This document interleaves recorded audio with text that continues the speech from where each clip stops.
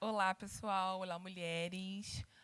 Faço minhas as palavras da Fabiana. Eu queria muito agradecer. Isso aqui realmente foi um sonho. E ver todas vocês vindas de todos os lugares desse Brasil, de ver tantas mulheres diversas aqui, nos alegra muito. E hoje nós vamos abrir essa casa com uma mesa muito potente, chamada Vozes que Movem o Mundo. Estratégias de comunicação política e a cobertura de mulheres negras nas eleições. Nós vamos fazer o lançamento oficial, em primeira mão, do Mensageiras Confiáveis, que é um guia para a cobertura do projeto político de mulheres negras.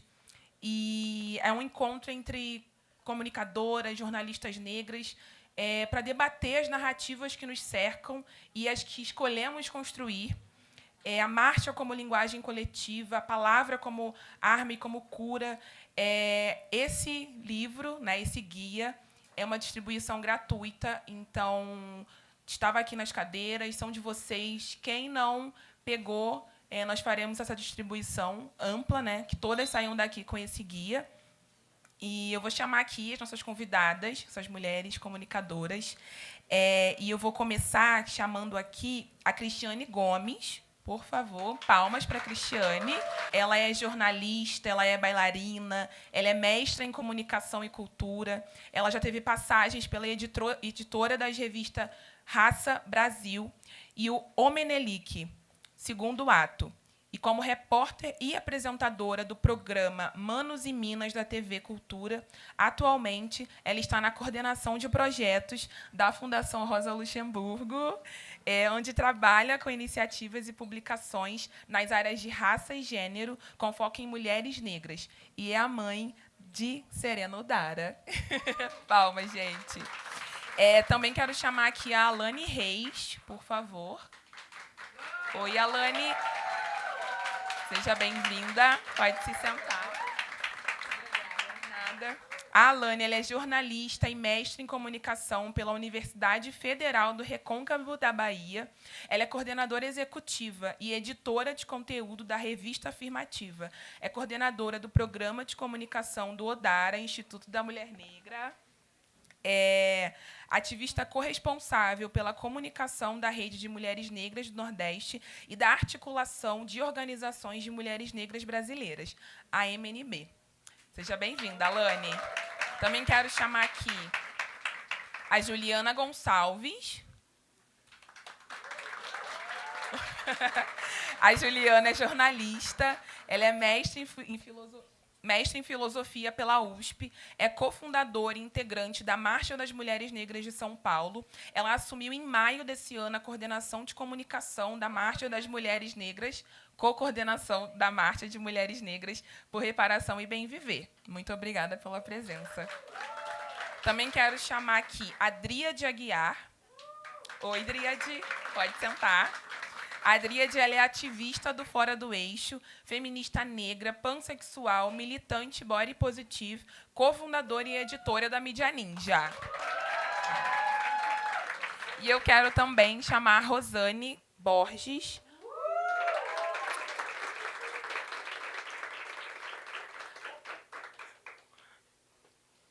A Rosane, ela é jornalista, doutora em Ciências da Comunicação, consultora especializada da TV Globo, professora e escritora. Obrigada pela presença, Rosane. E gostaria de chamar aqui a nossa magnífica, esplêndida coordenadora de comunicação do Movimento Mulheres Negras Decidem, Adriane Primo, a nossa mediadora. E eu passo para a senhora a palavra.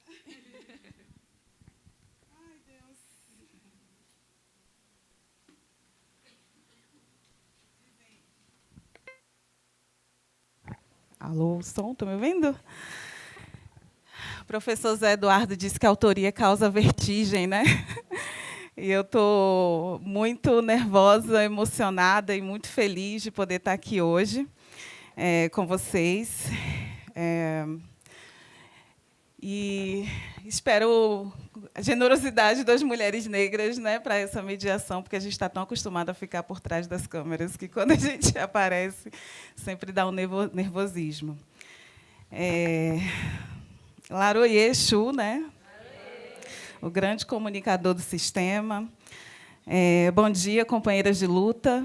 A benção para quem é de benção. Quero agradecer a cada uma de vocês, né, por terem topado estar aqui com a gente hoje, nessa mesa que a gente construiu com o intuito de ouvir as suas reflexões, provocações em torno da comunicação, né, muito a partir do lugar que vocês ocupam e, obviamente, das trajetórias que vocês acumulam, né, de vida. Antes de passar a palavra para cada uma de vocês, eu queria só checar se todo mundo recebeu, de fato, esse livreto, que é o Mensageiras Confiáveis, um guia para a cobertura do projeto político de mulheres negras. Esse projeto que a gente está lançando hoje, né, em primeira mão. Essa é mais uma produção de conhecimento do movimento Mulheres Negras Decidem, que conta com a parceria técnica da Revista Afirmativa, o apoio na impressão na Fundação Rosa Luxemburgo e o apoio fundamental do Instituto Ibirapitanga, que possibilitou da gente construir esse projeto ao longo desse ano.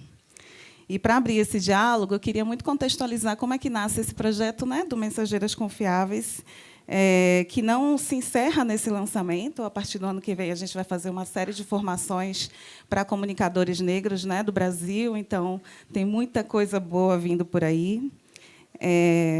E essa sementinha do projeto do Mensageiras Confiáveis, ela surgiu lá em 2022, quando eu entrei para o movimento Mulheres Negras Decidem como assessora de imprensa no projeto Estamos Prontas. Esse projeto que foi uma parceria também com o Instituto Marielle Franco.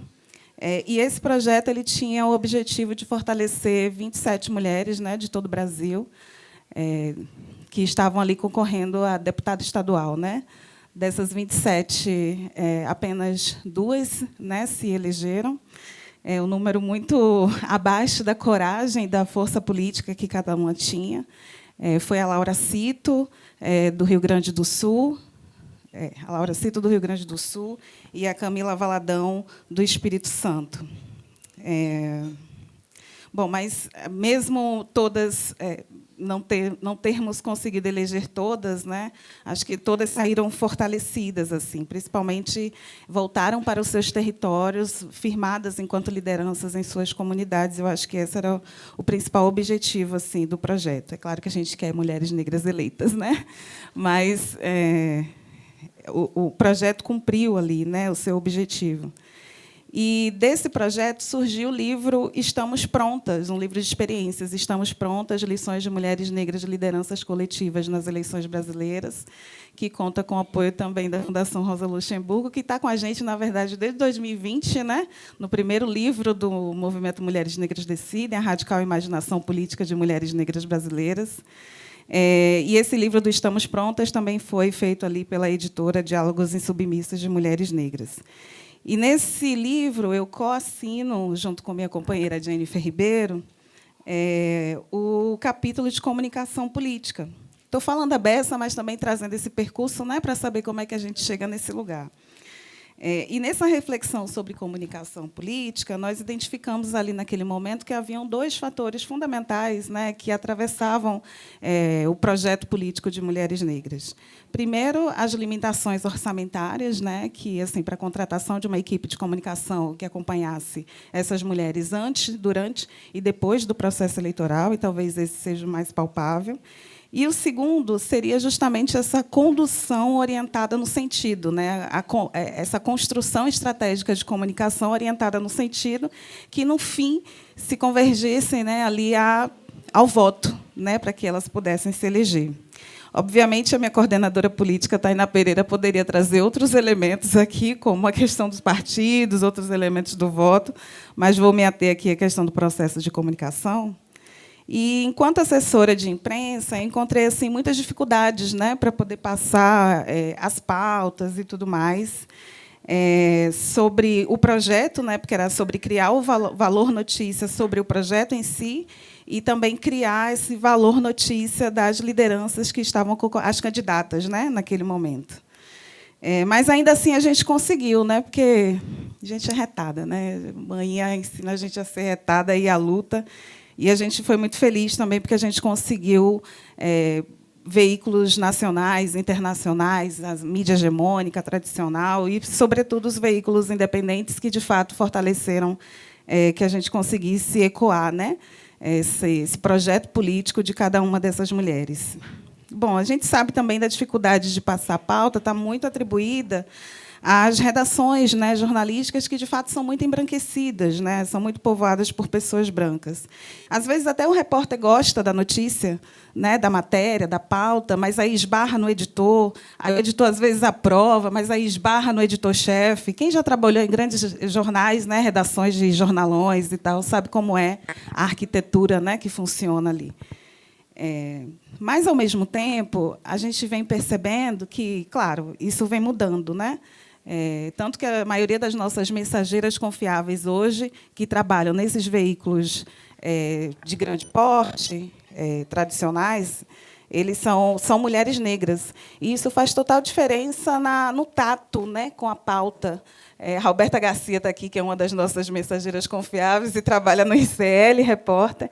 E o tato, o tratamento, o enquadramento, né, a forma como a pauta é conduzida, ela é, de fato, diferente. Então, faz total diferença essas mulheres negras dentro desses veículos de comunicação. Elas nos procuram, né, para poder ouvir qual é o nosso olhar, qual é o nosso pensamento e reflexão política, né, sobre os eventos políticos, enfim, que acontecem. Isso é muito bom. Mas, ao mesmo tempo, eu acho que também tinha uma deficiência minha, que era uma deficiência muito atribuída à formação acadêmica. Eu também me formei na Universidade Federal do Recôncavo da Bahia, assim como a Alane, e o corpo docente inteiro da universidade, do curso de jornalismo, branco, né? E eu estou falando disso, a Alane se formou muito mais cedo do que eu, mas eu estou falando disso agora de 2023, que foi quando eu, de fato, consegui pegar o meu diploma, né, porque demorou, a luta foi grande, mas consegui pegar o diploma, né? Então, eu saí em 2023 e o corpo docente inteiro, numa universidade que tem 20 anos, que fica localizado ali na cidade de Cachoeira, no Recôncavo, que é uma cidade, sei lá, 90% negra, né, mas que tem um corpo docente ali do curso de jornalismo majoritariamente branco. Mas, em contraponto, o curso de História, né, tem assim, docentes incríveis, né, que joga aquele tempero em cima da gente, inclusive o próprio curso de Artes Visuais, a qual eu tive a oportunidade de assistir palestras incríveis, como da Castiel Vitorino, a própria palestra da Rosane Borges e o Muniz Sodré, que tiveram lá, acho que tem uns 2 anos, né? 2 anos, né? E o Muniz Sodré, que foi assim, para mim foi, né, o ápice assim, né, de ter ali estado em Cachoeira. A gente acha que está meio esquecido, né? Mas aí a gente também se depara com alguns professores que fazem esse pega, né, assim, para a gente poder pensar e refletir de outras formas. Bom, e aí esse projeto do Mensageiras, ele surge justamente ali em 2023, no momento que eu estava construindo esse capítulo desse livro do Estamos Prontas. Guardei esse projeto, fui construindo ele aos poucos, guardei. Depois do Estamos Prontas, a Jennifer assumiu a coordenação do movimento, da coordenação de comunicação do movimento, e eu fiquei esperando a minha vez de chegar ao movimento, de ser contratada, né, não de estar na posição de coordenadora. E fez um trabalho belíssimo, né, enquanto ela estava, porque em 2023 foi quando a gente colocou no mundo a campanha Ministra Negra Já, né, que foi assim um marco, né, da campanha de comunicação, né, do movimento. E aí, em 2024, ela sai do movimento, me convida, né, a estar no movimento enquanto coordenadora, e eu já chego com esse projeto pronto. E falou, e aí, minha coordenadora, bora! Ela, bora! E aí tinha janela de oportunidade também com renovação de ciclo com financiador, e aí apresentamos, bora! E aí fomos, né, conseguimos construir esse projeto, realizar, né, materializar esse projeto do Mensageiras Confiáveis que não seria possível também, assim, não somente pelos parceiros, mas principalmente pela equipe, né, do movimento também, a Tainá Pereira, a Fabiana Pinto, a nossa designer maravilhosa, Tainá Bastos, né, que assim, conseguiu captar de fato, né, o que a gente queria. E esse foi o percurso, né, que a gente fez para poder chegar até esse projeto do Mensageiras. Estou falando tudo isso também porque eu acho que é importante a gente saber como é que as coisas nascem, a experiência que a gente tem dentro do movimento, né, e como isso vai reverberando na gente internamente para que a gente possa fazer uma contribuição de fato a partir do lugar que a gente ocupa, dos conhecimentos que a gente tem, né, dos acúmulos que a gente tem também. Então, é assim que surge esse Mensageiras Confiáveis. Mas, bom, já falei a beça, e agora queria ouvir as nossas convidadas. Primeiro, a Cris, né? Gente, nada na vida acontece por acaso. A Cris trabalhou no Almenelic, construiu o Almenelic segundo ato. Foi o quê? 2013? Foi, né? E aí, em 2013, eu sei lá o que eu estava fazendo da minha vida. Eu sei que eu vi uma publicação no Facebook, quando o Facebook era a maior plataforma. E aí eu vi a publicação, achei belíssima. E aí eu disse, poxa, eles estão enviando e tal. Não existia Pix naquela época. E aí fiz o meu depósito simbólico no Banco do Brasil e recebi 3 exemplares, né, do Almenelic segundo ato, que eu tenho até hoje. Mandei recentemente, né, a imagem para a Cris lá, porque assim, é um trabalho muito belíssimo. E muito feliz, Cris, de você estar aqui hoje, né, como o mundo dá voltas, né, e o meu fez assim 360.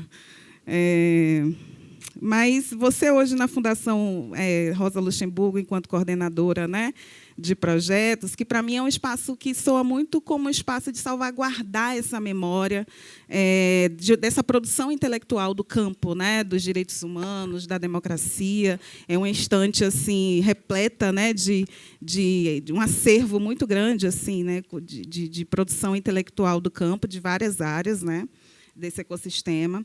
E aí eu queria, que para mim eu acho que é um lugar assim bem importante, né, porque não sei se é porque eu sou jornalista, né, mas eu acho que assim, se a luz apagar, pelo menos eu tenho isso aqui na mão, né? Então eu gosto bastante. Mas eu queria que você falasse um pouquinho como é que você chega nesse lugar de coordenadora, esse lugar, né, de coordenação de projetos. Que lugar é esse, né, e que trabalho é esse que você faz dentro da Fundação Rosa Luxemburgo? Oi, bom dia a todas as pessoas que estão aqui hoje.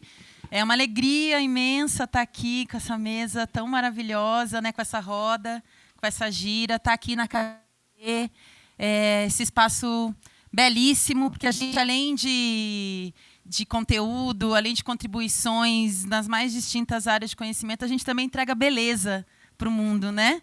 A gente ainda tem essa característica, esse espaço muito maravilhoso. Estou muito feliz, muito orgulhosa também. Acompanho aí desde o começo a Mulheres Negras Decidem, enquanto movimento, enquanto organização, e acompanhar também essa maturidade na organização, na promoção de políticas, de conhecimento, é algo que me enche muito de alegria, assim, e de esperança, né, que esse caminho pavimentado pelas nossas mais velhas está sendo contínuo, né? E então agradeço muito a oportunidade de estar aqui hoje, de poder compartilhar com vocês, de poder trocar. Eu agradeço o convite, peço licença também às minhas mais velhas que estão aqui para chegar. Agradeço também as minhas ancestrais que me trouxeram até aqui, é por isso que estou aqui hoje, que me dão essa oportunidade, que me dão esse espaço para também entregar, porque eu acredito que é isso, né? A gente recebe, a gente entrega, a gente constrói. A nossa ação política enquanto mulheres negras é baseada na coletividade, com todos os desafios que isso imprime, né? Com todas as nossas divergências, mas a gente tem as nossas confluências, e eu acho que é a partir desse entendimento, e acho que a marcha é um capítulo muito especial nessa história, para a gente fortalecer cada vez mais esse entendimento de que a gente tem que superar as nossas divergências para construir esse mundo que a gente quer, assim como as nossas ancestrais fizeram, na base da desobediência.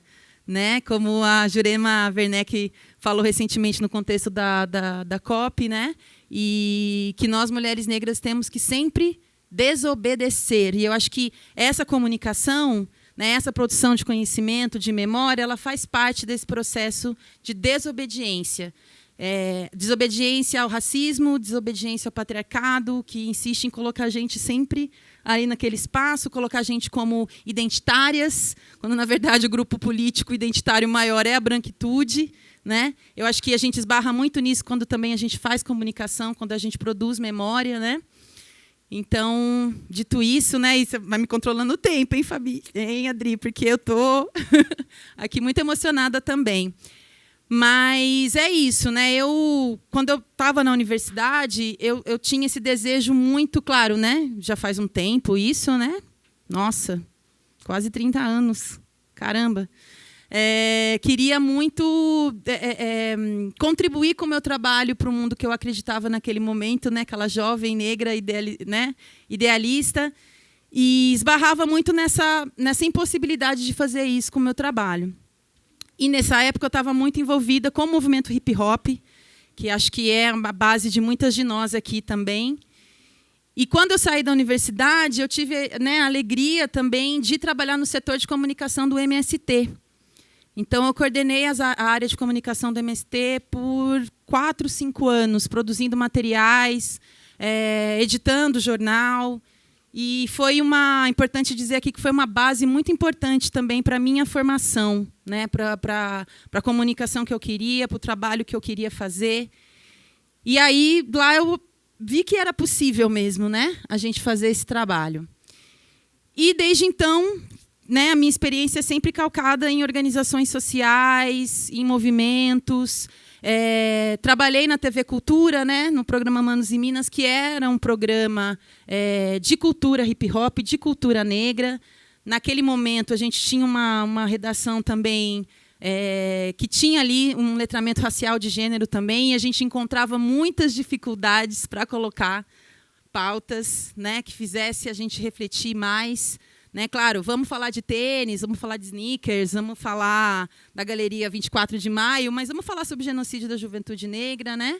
Vamos falar também sobre a potência das mulheres negras, vamos falar sobre o trabalho comunitário que acontece nas quebradas, nas favelas, mas ainda assim era ali, ó, na marra.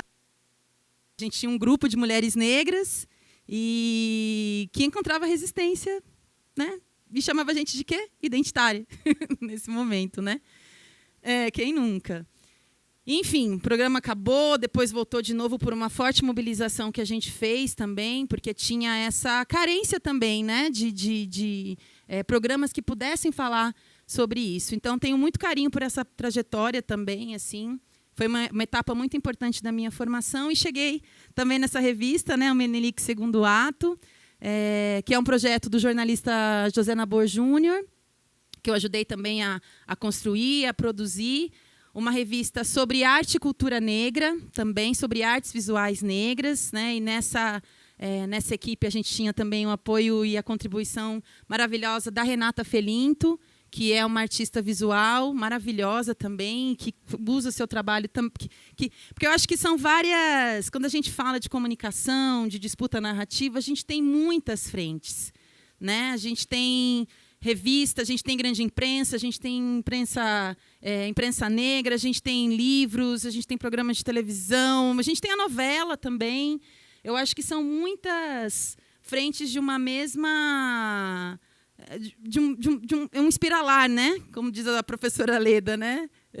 Pedindo licença aqui. A gente tem um centro, que é a nossa produção de memória, e várias nuances e vários espiralares aí nessa jornada.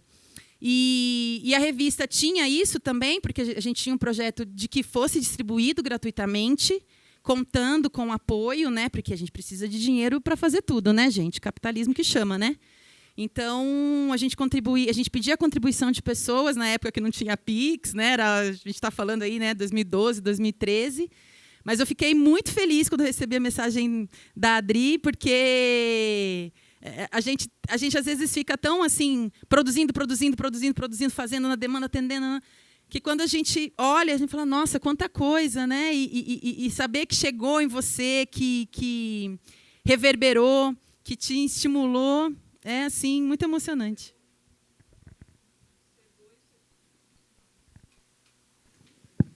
Chegou lá em Ilhéus, no sul da Bahia, vale dizer, tá? Ai, gente! Não chegou, né? Que é da onde eu sou.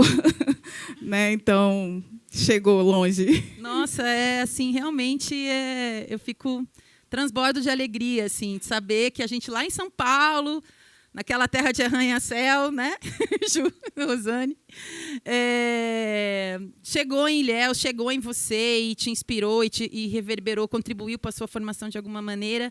Então, isso é uma prova concreta de que bora fazer, gente, vai chegar, vamos acreditar. Porque às vezes a gente fica nessa, né? Pô, a gente faz aí uma tiragem, no caso do Menelik, né, era uma tiragem relativamente baixa, né, pensando em revistas comerciais, né, que a gente mandava pelo correio, que a gente fazia eventos, né, como esses aqui para fazer a distribuição, e tinha, né, internet, nem tinha Instagram nesse momento, era Facebook, né. Ai, gente, comecei muito cedo, sabe, superdotada, 15 anos já estava formada. E então mas já tinha internet para fazer chegar, então é muito maravilhoso saber disso. Então a gente ficou nesse projeto que a gente tinha também essa vontade de fazer bonito, né? Que é isso, entregar beleza também. Então a gente pensa no conteúdo, mas a gente pensa na forma também. A gente quer fazer material bonito. Né?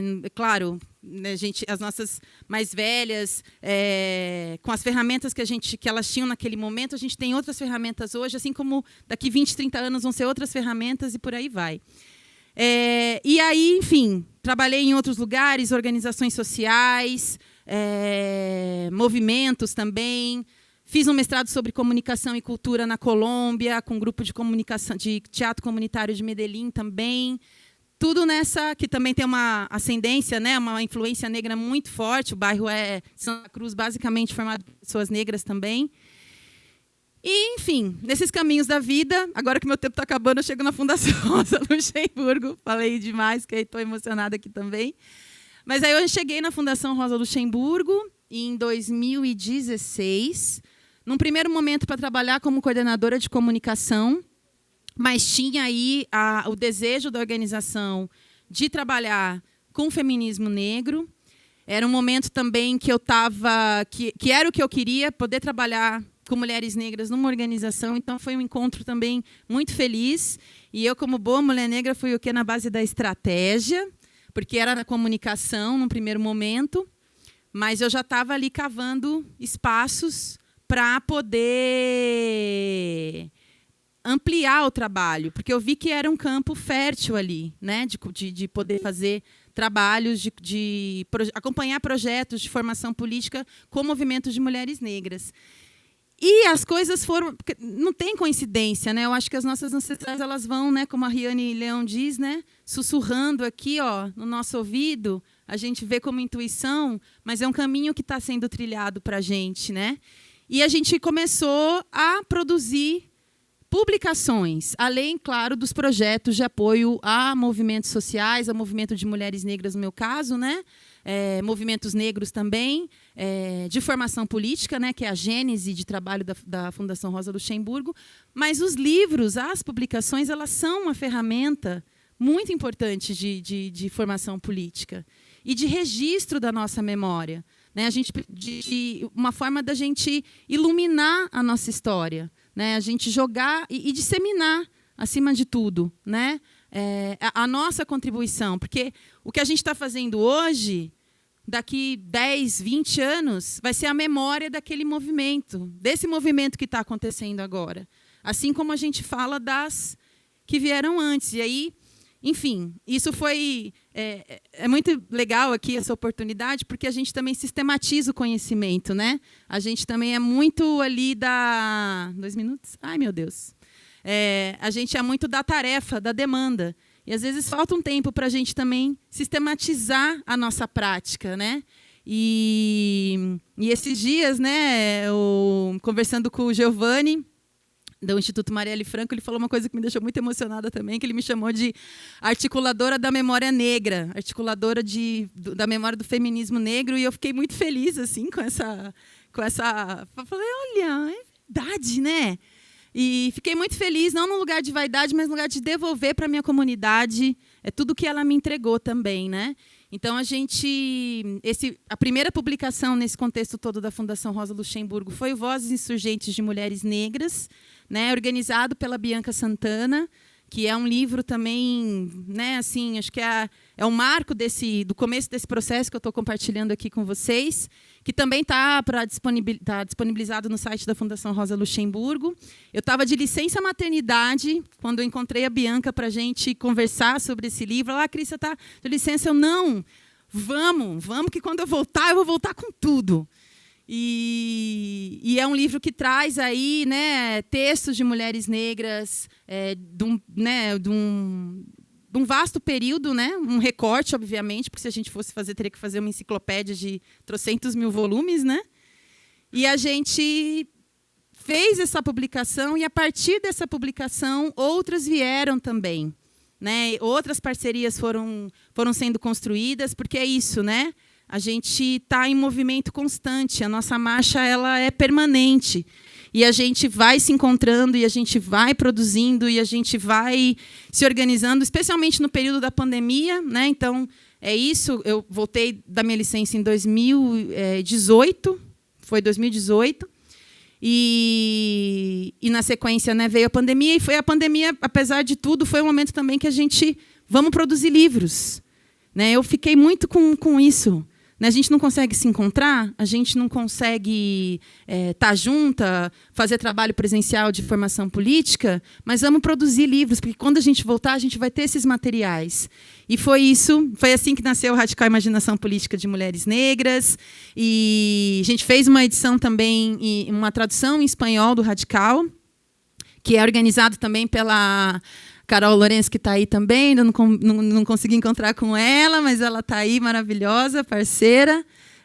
E a Marielle Franco também, que naquele momento estava como diretora do Instituto. E fizemos aí também uma tradução para o espanhol, fomos para Portugal, fomos para a Espanha, fomos para o Paraguai levar essas publicações. Estamos prontas também a um livro bilíngue, porque é isso, a gente tem que disseminar, e a gente tem que construir essas redes para além do Brasil também, né? E trouxemos aí algumas companheiras também da Espanha, que a gente fez uma articulação. Então, as coisas estão todas conectadas e juntas, né? E é pura magia, né? Magia das mulheres negras, isso. E aí são livros também que são... Vou encerrar. São livros que são distribuídos também gratuitamente, que estão no site da Fundação Rosa Luxemburgo e no site também das organizações parceiras. Convido vocês a acessarem. A gente eu também sou que nem a Adriana, eu adoro sentir o cheirinho de material chegado da gráfica, adoro, faço questão, não gosto de ler assim, celular, iPad, essas coisas, porque é isso, é que faz chegar, né? E faz ter. Então, daqui 20, 30 anos, olha, o material vai estar no acervo, porque isso também é disputar memória, né? Disputar narrativa, melhor dizendo, né? Quando a gente fala de disputa, de criação de narrativas, a gente passa pela memória. E eu acho, não tenho certeza, a gente está num momento muito especial dessa produção, desse conteúdo, honrando aí, continuando essa trajetória que as nossas mais velhas começaram, e a nossa arma é a palavra, né? A ação política transformada em palavra, a palavra em ação política, tudo junto e misturado do jeito que a gente faz mesmo. É isso, gente. Obrigada.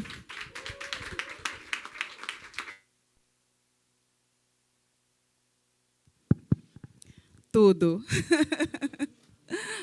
Tudo. Muito feliz em te ouvir, Cris, assim, essa trajetória, né, que vai nos atravessando. A gente faz coisas e parece que não vai, né? Não vai chegar, sei lá, e de repente, como foi que né?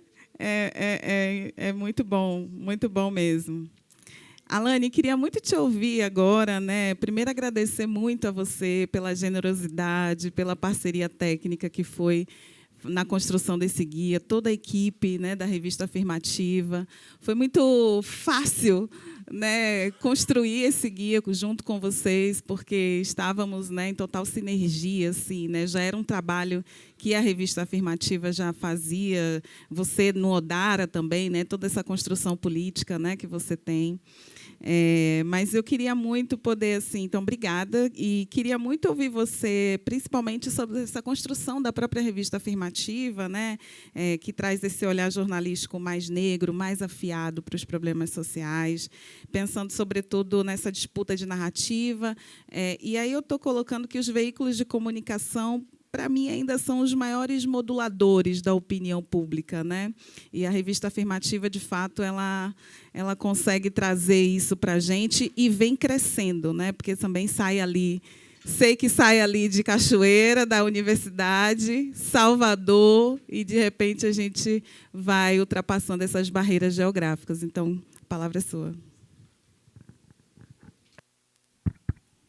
Bom dia, gente. Mulheres, bom dia. Vocês estão me ouvindo? Eu vou começar a dizer que eu estou extremamente emocionada, eufórica. São dias muito intensos. A gente que vem aí construindo essa marcha ao longo dos 2 últimos anos está sendo realmente um dos momentos, talvez o momento mais especial dessa trajetória de luta política que me fisgou. Eu ainda era adolescente, em Salvador, em Cachoeira.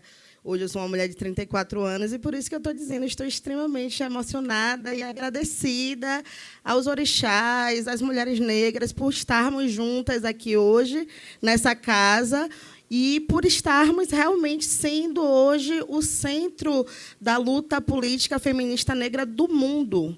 É isso que nós estamos fazendo, e é com essa consciência que a gente tem seguido, né? Eu começo agradecendo muito ao MND pela oportunidade da troca, por toda a parceria. Eu estou aqui muito feliz de estar com esse livreto na mão, gente. Ficou lindo demais isso aqui. É muito bom quando a gente constrói os processos e a gente vê o resultado.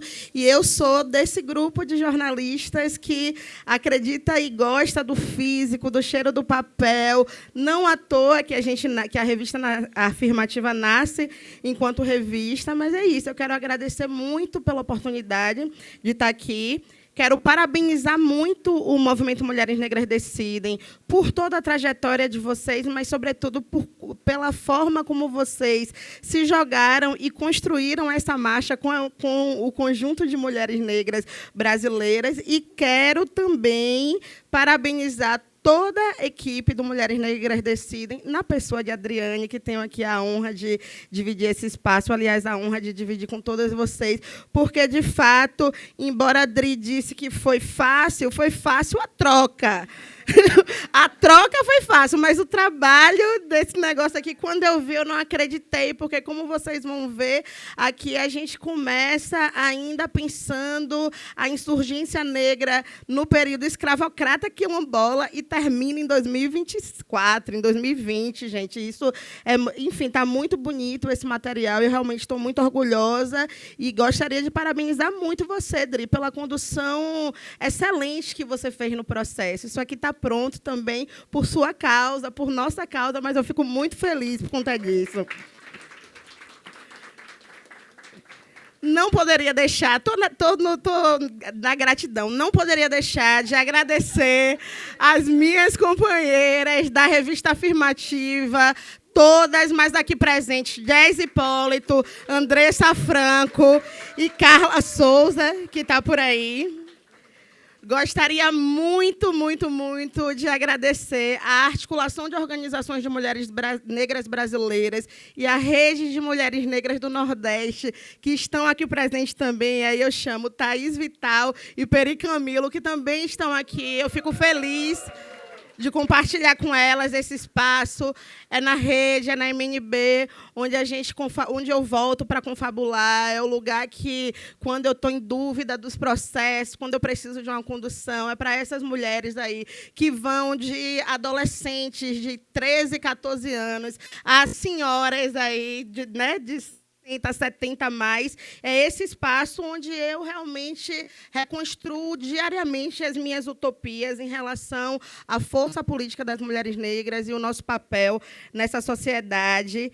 Eu gostaria muito mesmo de agradecer às mulheres negras brasileiras por terem me confiado a tarefa, junto com o Ju, aqui, de estar conduzindo o processo da comunicação dessa marcha. É um desafio profissional e político que abracei aí desde quando, em 2022, saiu na Assembleia da MNB que faríamos a Marcha das Mulheres Negras por Reparação e Bem Viver. Isso foi no final de 2022, e desde então a gente começou a convocar as companheiras e dizer: e aí, vai fazer 10 anos, 2025, vamos voltar a Brasília, vamos marchar novamente. E, por isso, eu agradeço muito pela confiança de estar nesse espaço e para, talvez, fechar aqui esse conjunto de agradecimentos, gostaria também de agradecer e parabenizar Ana Carolina Lourenço e Jennifer Ribeiro por todo o apoio na comunicação da marcha, porque elas são mais do que apoiadoras. Em nome do ICE, elas são parceiras, elas colam junto, elas pensam na estratégia, elas acolhem a gente quando a gente está desesperada. E os desesperos não foram poucos, minhas irmãs. Eles aconteceram, e isso é importante de trazer, e é legal. Eu começo assim falando, e juro que eu não me estenderei, mas eu começo assim falando sobre os agradecimentos, porque é fundamental que a gente consiga compreender, né? E na comunicação da marcha a gente está muito nessa vibe assim de quais foram as mulheres negras que trilharam os caminhos para que hoje a gente esteja aqui sonhando, pavimentando nossos sonhos.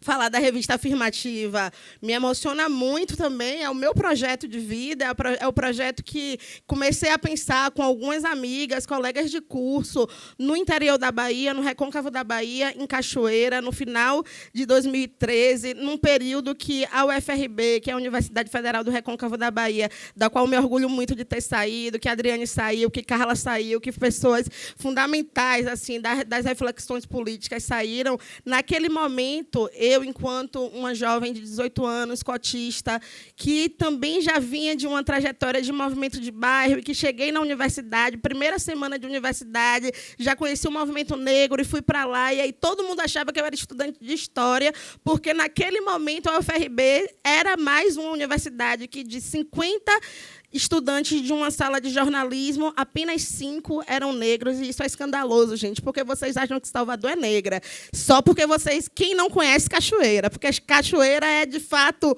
o berço da negritude cultural e tal, e era essa realidade que a gente vivia em 2013. Como assim Cachoeira, de 50 estudantes, só tem 5 negros? E aí eu era confundida com os estudantes de História, de Ciências Sociais, mas isso não me incomodava, era onde eu também me refugiava e alimentava essa sede criativa e tal.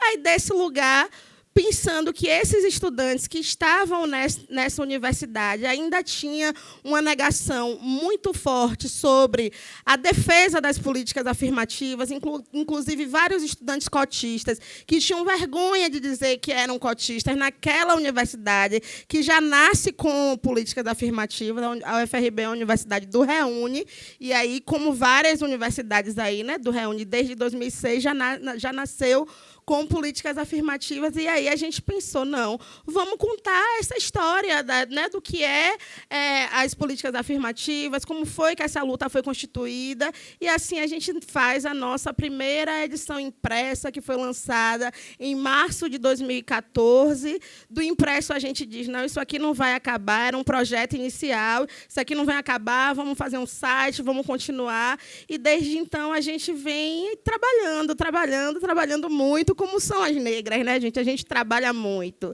E aí, desde então, a gente faz jornalismo com uma perspectiva também factual. A gente tem uma característica, que é acreditar e gostar muito dos especiais, das reportagens com uma perspectiva mais de pesquisa, de aprofundamento histórico, dialogando com uma veia muito forte de jornalismo literário. É isso que a gente vem fazendo. A gente também trabalha com uma agência agência de comunicação, fazendo trabalhos como esse aqui que a gente fez em parceria com o Mulheres Negras Decidem. Quando quiserem chamar a gente para trabalhar, a gente é muito competente no que a gente faz. Vão lá conhecer. É importante vender o nosso trabalho. A gente é uma mídia, né, como gosto de dizer, que hoje a gente está espalhado, a gente tem gente em vários lugares do Brasil, mas somos, sobretudo, mulheres negras, LGBTs, a gente é de sapatão, bissexual, pansexual, é uma mídia formada em 90% por mulheres, destas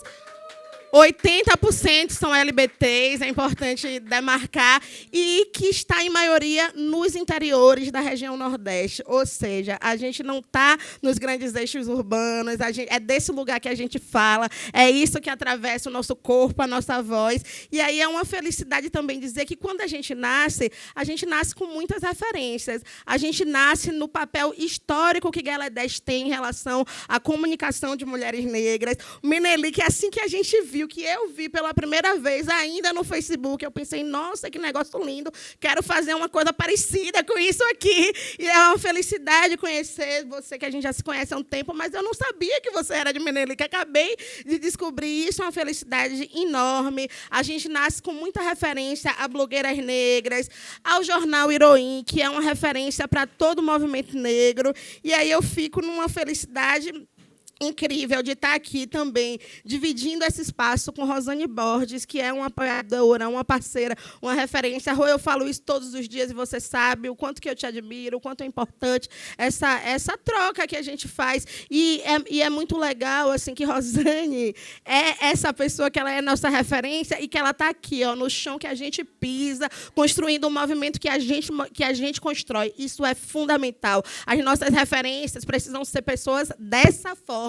É assim que a gente vai mudar esse país, é assim que a gente constitui a comunicação que a gente acredita. E aí, eu sei que tenho 2 minutos para finalizar, você disciplinada no tempo. É importante dizer que, quando a afirmativa nasce, a gente tinha uma ideia, a gente nasce com um sonho. E aí eu vou insistir em sonho, porque da trajetória de comunicação da marcha, e a gente vai costurando, que a gente vem fazendo, sonho virou nosso último foco em relação ao que a gente pensa de estratégia. Não é à toa que a gente está aqui dizendo que Brasília, esse lugar extremamente branco, esse lugar em que as mulheres negras ocupam apenas 2% desse parlamento, desse país, virou a capital dos sonhos das mulheres negras. É nesse lugar aqui que os nossos sonhos se encontram. Esse tem sido o nosso slogan que a gente tem construído, esse tem sido o lugar o que a gente tem trazido enquanto chamada. Esqueci de agradecer e parabenizar Gabi Rosa, que está aí também em algum lugar, e que é uma pessoa extremamente parceira, que está com a gente nesse processo. E aí eu digo isso para dizer que, quando a afirmativa nasce enquanto um sonho. E qual era do nosso sonho? A gente queria fazer uma imprensa negra, que a gente sabe que imprensa, comunicação, é uma estratégia que atravessa a história da população negra. A gente tem um marco inicial, comentei isso nesse instante com as companheiras de Combine.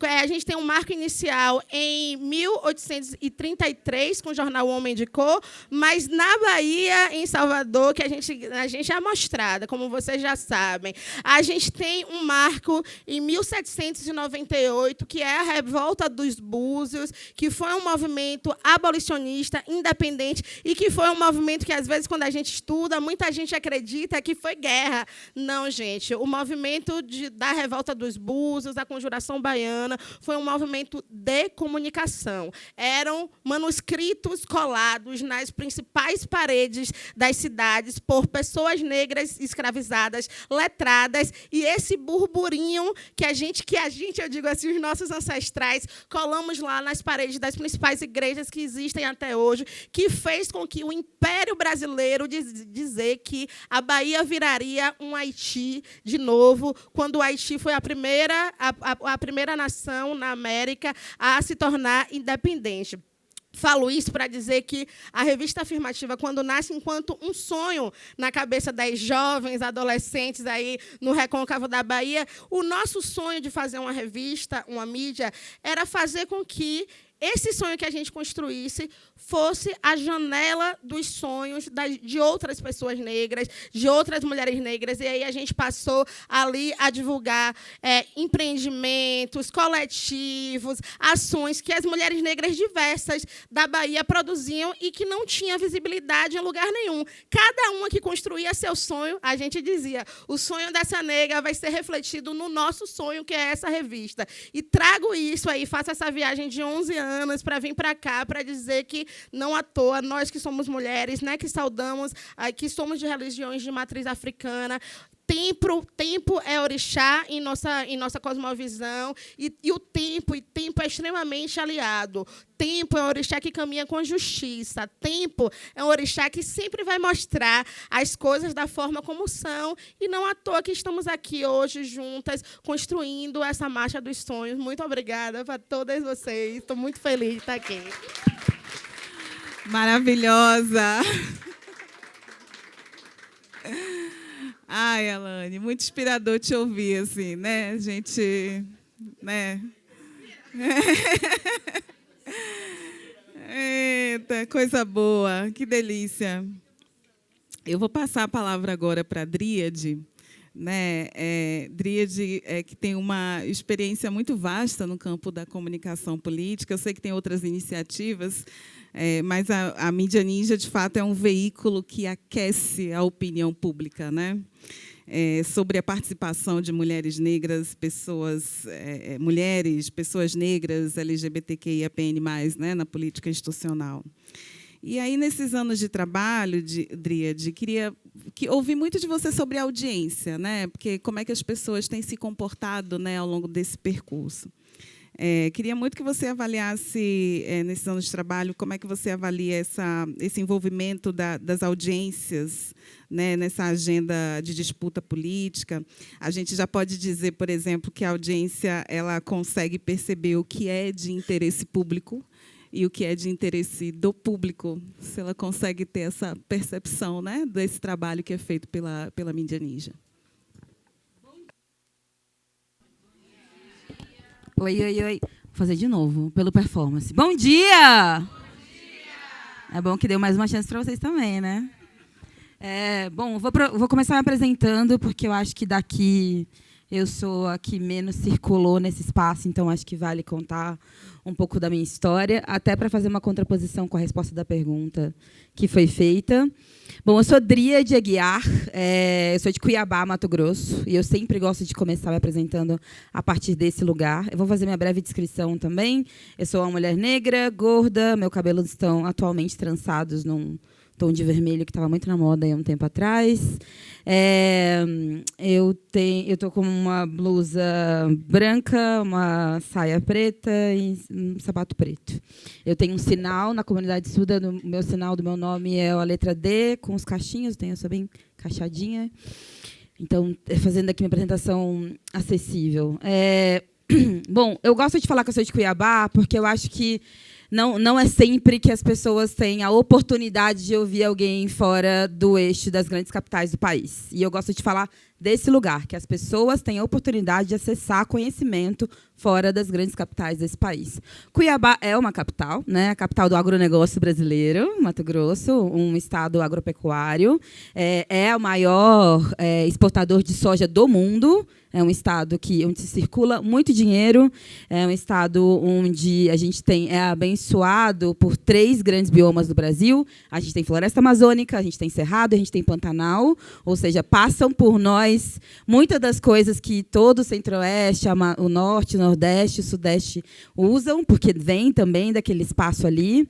E eu gosto de falar disso porque eu acho que isso já é um contraponto narrativo sobre a história que se esperam que pessoas que construíram a Mídia Ninja sejam. Vou contar uma certa historinha para vocês, que eu venho da comunicação cultural. Eu comecei o que eu estou fazendo aos 16 anos de idade, lá em Cuiabá, quando eu participei de uma coisa chamada cobertura colaborativa, para cobrir um festival de música da minha cidade, chamado Festival Calango, que acontece há 2 décadas lá. Eu comecei fazendo entrevista de banda aos 16 anos de idade. Então, a minha função, a minha profissão, desde sempre dentro da área da comunicação, foi contar histórias sobre a cultura brasileira.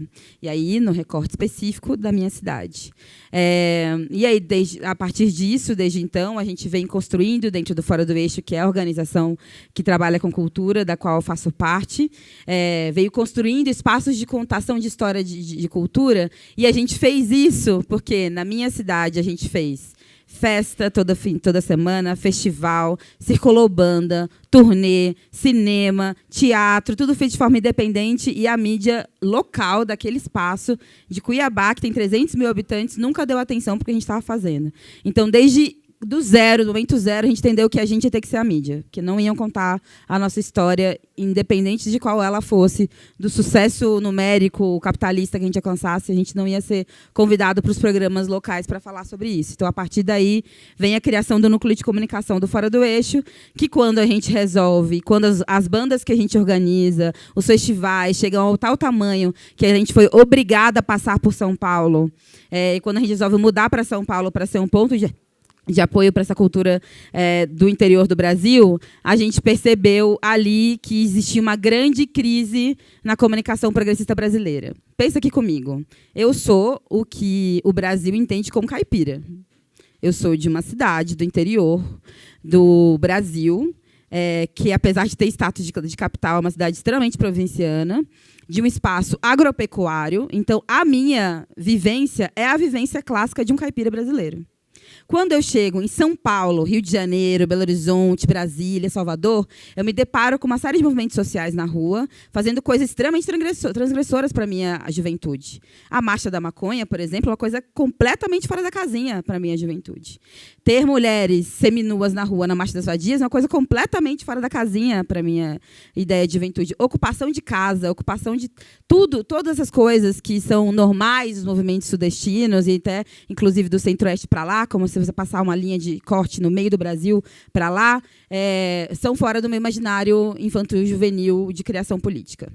E aí, quando a gente vê isso, a gente começa a pensar que como é que essa potência inteira existe, e tudo que se fala sobre isso é vermelho e homem branco em cima de um carro de som. Como é que essa é o centro da contação de história política no Brasil?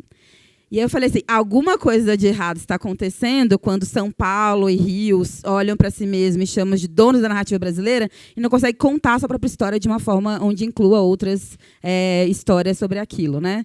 Então, assim surge a Faísca da Ninja. Assim surge a ideia da mídia ninja, que tinha alguma coisa muito errada acontecendo na história brasileira quando a gente não conseguia se autocontar de uma forma onde as pessoas entendessem a dinâmica daquilo. E para a Ninja surgir, a gente passou 2 anos indo em todas as manifestações, produzindo conteúdo e entregando para quem produzia as manifestações. Foi um processo de integração a esse mundo, porque a gente vem, de fato, da cultura. E na cultura existia... A gente é muito forte no ativismo, né, nos fóruns das secretarias, acompanhar os aparelhos culturais, acompanhar os editais. A gente tem um processo de militância dentro da cultura muito forte, né? Inclusive, nosso histórico de derrubar ministro aí é alto. E dentro disso, dentro dessa atuação, na hora que a gente olha para os movimentos sociais e para quem faz recorte com política, a gente começa, então, beleza, então talvez seja um problema de tradução. A gente que aprendeu a fazer isso através da cultura, vamos a gente lá, então, e ver o que sai. E a gente passou esses 2, 3 anos acompanhando essas marchas nessas cidades, e quando a gente entregava o conteúdo para os movimentos sociais, ainda assim o que ia para cima era a foto, o que é publicado era a foto lotada, o homem branco no microfone, todas as histórias que a gente percebeu que o problema era mais embaixo, que não era uma construção coletiva, e sim cada movimento se via dessa forma. Ou a sua comunicação era pautada para se ver e se comunicar dessa forma. E aí a gente começou a ver que a gente estava precisando construir uma outra forma mesmo de fazer isso. E a gente atravessou isso, galera, de uma série de fatores, assim, de precisar entender como fazer isso dentro do movimento feminista, que era completamente diferente de como se faz isso no movimento de moradia e de terra, completamente diferente de como se faz isso no movimento negro, completamente de como se faz isso no movimento LGBT. E a gente precisou passar por todas essas fases, de vários momentos, e muitos de nós atravessaram esse processo nesse lugar. E, assim, inclusive, foi assim que surgiu o apelido que deu nome à mídia ninja. Não sei se vocês sabem da historinha. Atualmente, ninja é uma abreviação para narrativas, independentes, jornalismo e ação. Esse é o nosso nome científico. O nosso nome popular, ninja, vem de, como eu contei para vocês, para contar a história desses movimentos sociais, a gente queria fazer parte e entendê-los, né? A gente sentia muito triste quando... E eu falo triste mesmo, triste é exatamente a palavra. A gente sentia muito vazio quando a gente tinha... atuava na perspectiva de veículo de comunicação, onde você olha a história, vai lá, conta aquela história e fala, beijo, agora vivi esse problema. Fiz a minha parte, contei a história. Então, isso afetava a gente de uma forma muito negativa. Então, para lidar com isso, a gente passou aí nas reuniões de organização, assumir a tarefa no GT de limpeza, de alimentação, de segurança, de comunicação, obviamente, que eram dos nossos expertises. E aí a gente tinha essa brincadeira interna, que a gente ia lá, limpava, organizava, parará, ainda fazia a foto. Para fazer tudo isso tinha que ser ninja. Então, a historinha, a brincadeira veio a partir daí, a partir disso a gente começou a organizar o nosso ativismo. E eu confesso que no primeiro ano da Ninja foi um ano muito conflituoso, porque, volto a dizer para vocês, os fundadores da Ninja, nossa organização, todas vêm do interior do país. A trinca que fundou a Ninja é Cuiabá, Uberlândia, no interior de Minas Gerais, e Rio Branco, no Acre. Esse é o nosso estofo. É daí que vem a nossa vontade de contar a história da nossa vida. E quando a gente fez a transição para falar de comunicação política, a gente saiu correndo para o interior de novo, mesmo que a nossa base fosse em São Paulo. Então, eu fui para Mato Grosso do Sul acompanhar o suicídio coletivo dos Guarani Kaiowá, parte de nós foi para Marabá, no interior do Pará, para contar os assassinatos das lideranças do MST que estava acontecendo por lá. Outra parte foi para o interior de Minas, também acompanhar os assassinatos de lideranças de terra. Então, a gente foi saltitante de volta para a nossa casa contar nossas histórias. E a gente foi atravessado por junho de 2013, que trouxe a gente de volta para as capitais, para contar as narrações políticas, e desde então a gente é obrigado a cobrir a política brasileira dessa forma, né? E eu falo isso porque foi com muito desafio que a gente construiu esses espaços, porque a gente conta a história política do Brasil como a gente aprendeu a fazer na cultura. E a gente vem de um lugar que quem é liderança são as mulheres de terreiro, são as mulheres gordas, são as travestis, são os sapatão, são as mulheres que estão... A cultura é contada aqui, né? A cultura que a gente vê no dia a dia, de forma transgressora, ela não está num palco. A cultura transgressora é contada aqui, é nas rodas, é na gira, é da roda de samba aonde o seu olho alcança. E é por isso que a Ninja talvez foi tão bem recebida em espaços que a gente podia contar a história na altura do olho, como a gente dizia na época, né? Não é do helicóptero da TV Globo cobrindo manifestação, era de fato olhando de olho no olho. E aí eu acho que a gente tem entrado nas mentes e nos corações das pessoas através da cultura, da comunicação política, dá a impressão às pessoas que a gente é uma grande massa branca de produção de conteúdo. E eu falo isso sendo uma fundadora negra da Mídia Ninja. A Mídia Ninja foi fundada por cerca de 30, 40 pessoas. Parte dessas pessoas, uma boa parte das pessoas são racializadas. E às vezes que a gente é convidado para falar em espaço, eu falo isso que eu passei os primeiros... A Ninja tem 13 anos, né? Eu passei 12. Eu passei os primeiros 8 anos sendo convidada para os espaços, e a gente tem uma pegadinha que a gente nunca confirma o nome da pessoa que vai. A gente fala que a Mídia Ninja vai. E daí, quando era eu que era a pessoa que ia, a cara da pessoa que convidou a Mídia Ninja, chega eu de uma rápida feição de decepção, comodismo e depois aceitação na minha frente, enfrentar essa coisa era uma coisa muito interessante. Mas isso também é enfrentado do lado de cá. A gente ser convidado para espaços, e quando a gente é convidado para falar sobre a Mídia Ninja, a expectativa de que a gente fale sobre uma técnica de comunicação super avançada, parará, é quase como se fosse uma tentativa de dialogar com um branco e a gente é o mediador, sabe? Às vezes, assim, eu já fui colocada nesse lugar várias vezes pelo movimento negro também. Então, eu fico pensando muito sobre isso, sobre essa ida e volta do não lugar, né? Quando eu sou convidado pelos brancos, eles acham que vou vir uma pessoa branca, e sou eu. E aí, quando eles perguntam da Mídia Ninja, eles, na verdade, estão querendo querendo falar com alguém que tem a chave de falar com brancos também. E eu entendo completamente, porque foi a plataforma que a gente construiu, de uma certa forma. Mas eu queria que as pessoas olhassem para isso e entendessem a mídia ninja como parte da comunicação negra do Brasil também. Porque isso também é invisibilizar as pessoas negras que estão construindo esse espaço até lá. E eu ouso dizer que não existe espaço dentro da esquerda brasileira que fale mais dos assuntos negros no Brasil que não a mídia ninja. Mídia de esquerda progressista brasileira. E eu falo de pessoas que tanto que vêm de partidos, quanto da construção de base. E eu acho que isso é muito interessante, porque eu acho que a gente é o único movimento da esquerda que não vem de movimento de base. A gente não vem de movimento estudantil, a gente não vem de movimento de base eclesiástica, a gente não vem de movimento de base de terra. A gente vem de comunicação e cultura. O nosso rolê é contar a história e fazer show, basicamente. Então, quando a gente é deslocado para esse lugar, eu acho muito interessante essa coisa. Porque é isso, por a gente ser aceitável, ter uma visão limpinha, bonitinha, parará, a gente consegue transgredir lugares. E para fechar e responder a pergunta da audiência, eu acho que a gente tem uma coisa, uma dádiva, a gente não, todos vocês têm certeza disso. Tem um problema, tem uma coisa que a mulher negra tem uma dádiva amarga, que é a gente é muito boa em solucionar problema que não foi a gente que causou. O machismo. A branquitude, olha que a solução. Olha o que a gente sabe fazer. E aí, isso é uma coisa, uma resposta muito traumática, né, às situações que a gente vive.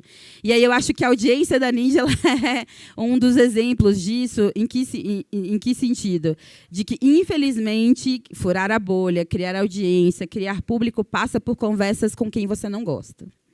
A resposta para isso a resposta para como chegar na audiência que a Ninja chega a gente está o tempo todo desconfortável. Eu falo com gente que eu não gosto, de jeito que eu não gosto, do assunto que eu não gosto, com música que eu não ouço, com coisa. E eu acho que aí é que está o cerne da questão, que muita gente fala sobre, não, vamos ampliar a conversa, vamos falar com mais gente, mas só se fala com mais gente, literalmente falando com mais gente. E eu acho que boa parte de nós escolheu como tática falar para nós mesmas. E eu acho que toda vez que isso acontece, as pessoas querem jogar uma posição contra a outra, eu falo, gente, mas é Malcolm X e Martin Luther King tudo de novo. Não, vamos aprender, vamos lembrar como é que era. Que era as duas táticas, elas têm que viver em harmonia, porque senão quem fala com para fora vai contar a história errada e quem fala com para dentro vai sempre curando uma ferida que foi o outro que causou. Então é uma coisa, um buraco que não vai ter fundo. Então é isso, a minha contribuição para isso é que eu acho que a marcha acerta muito quando fala e vocaliza que a construção desse ano passa por todas as mulheres negras possíveis. Eu vejo muitas mulheres negras que passaram a aderir à história da marcha e, pessoalmente, para mim, eu estou muito emocionada porque eu estava aqui em 2015, eu acompanhei, a gente fez a cobertura, viveu 2015, estar aqui 10 anos depois, ver a mulher que eu me tornei 10 anos depois daquela marcha e ver de novo outras pessoas ali me enche de esperança sobre mim mesma e sobre a sociedade que a gente está hoje. Então é isso. Obrigada.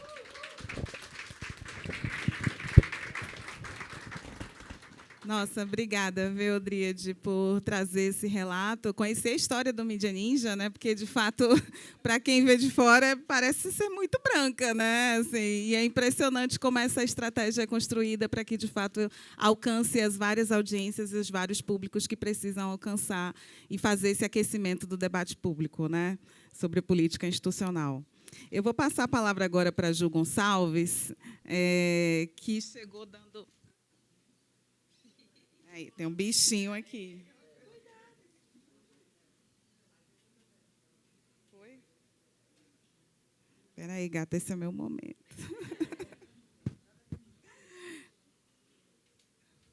Foi. Que chegou dando esse maior gás, né, à comunicação da Marcha Nacional e que escreveu a tese de mestrado O Bem Viver em Narrativas de Mulheres Negras. Obviamente, eu não quero ser simplista aqui, né, nessa sua elaboração intelectual, Ju, mas me parece que você faz ali uma costura de pensar esse bem viver, que é a experiência do bem viver, ela só é possível se pactuado de forma coletiva, né? E é uma coisa que lança até uma responsabilidade individual, né, também. Claro que existem muitos elementos que dão complexidade a isso e você pode trazer muito melhor, mas eu estou citando isso porque o trabalho da comunicação diária ela é extremamente operacional, né? Gestão de pessoas, gestão de plataformas, gestão de conteúdo, né? Gestão de informação, é muita coisa, né? Mas, ao mesmo tempo, sem a gente se aprofundar, sem a reflexão, a subjetividade, o operacional também não anda, né? Não funciona, ele não vai para frente. Né? Então, eu queria muito ouvir de você sobre como é que você tem feito esse equilíbrio, né, para, junto nessa coordenação, né, de fazer essa mobilização nacional, né, internacional, na verdade, não só para marcha, né, que é esse evento político, mas também para criar esse imaginário de destino manifesto, que é esse bem viver. Né? Está com você.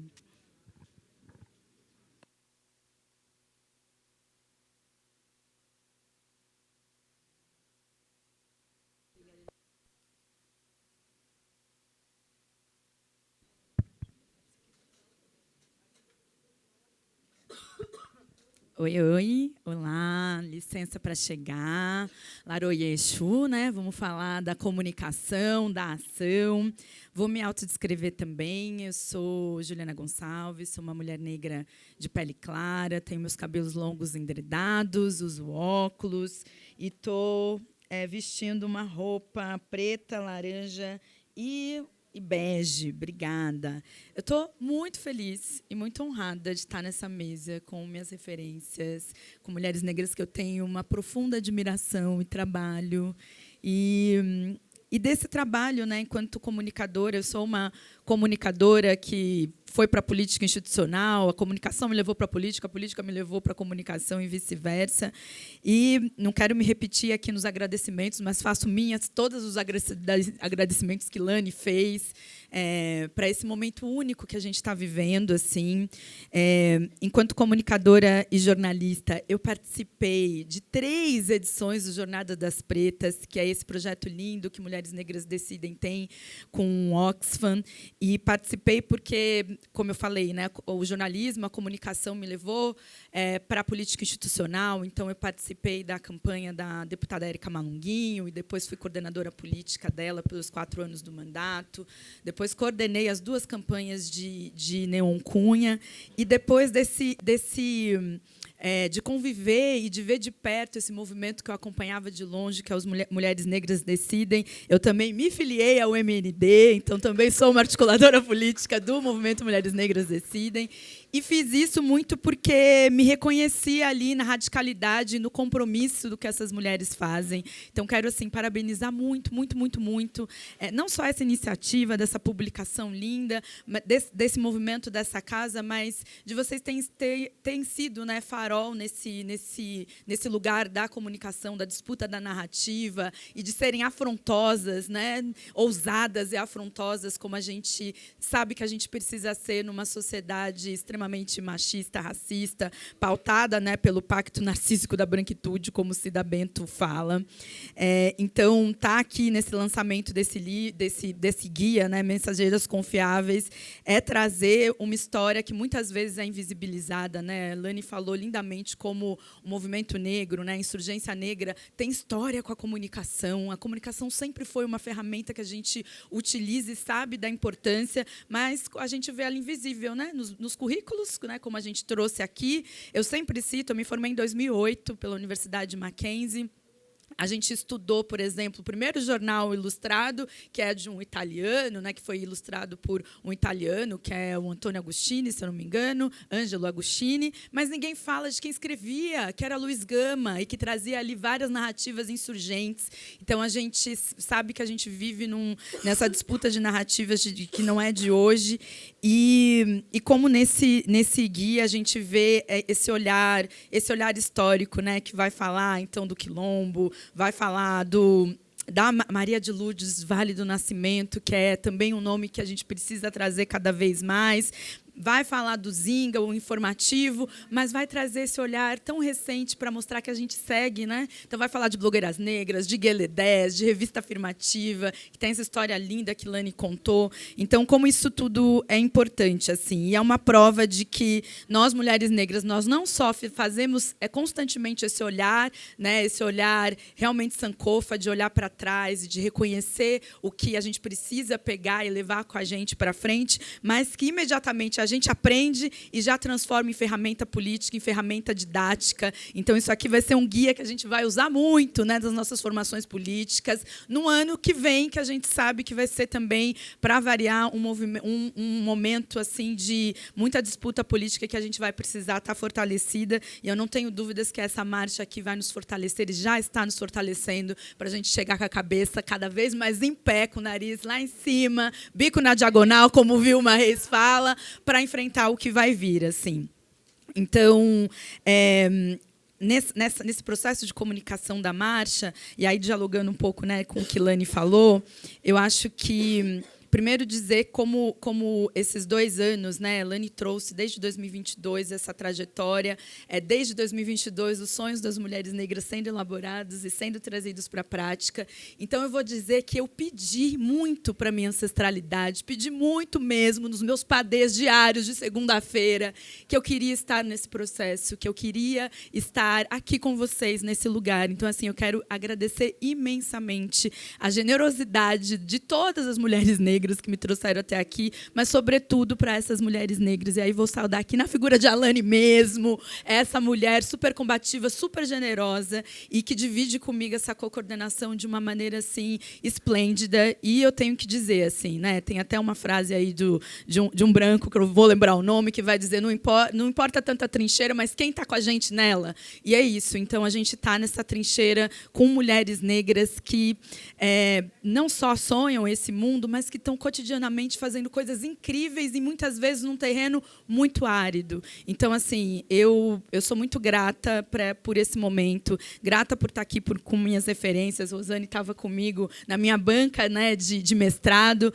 mas aí são anos, né, junto à Cojira, desde o primeiro livro que li de Rosane, Espelho Infiel, nem lembro de que ano é isso, 2004. Então, assim, é um momento de muita gratidão, entender que o que a gente fez até aqui não é um fruto individual de ninguém, mas é o fruto do movimento de mulheres negras, que é muito rico, é muito fértil.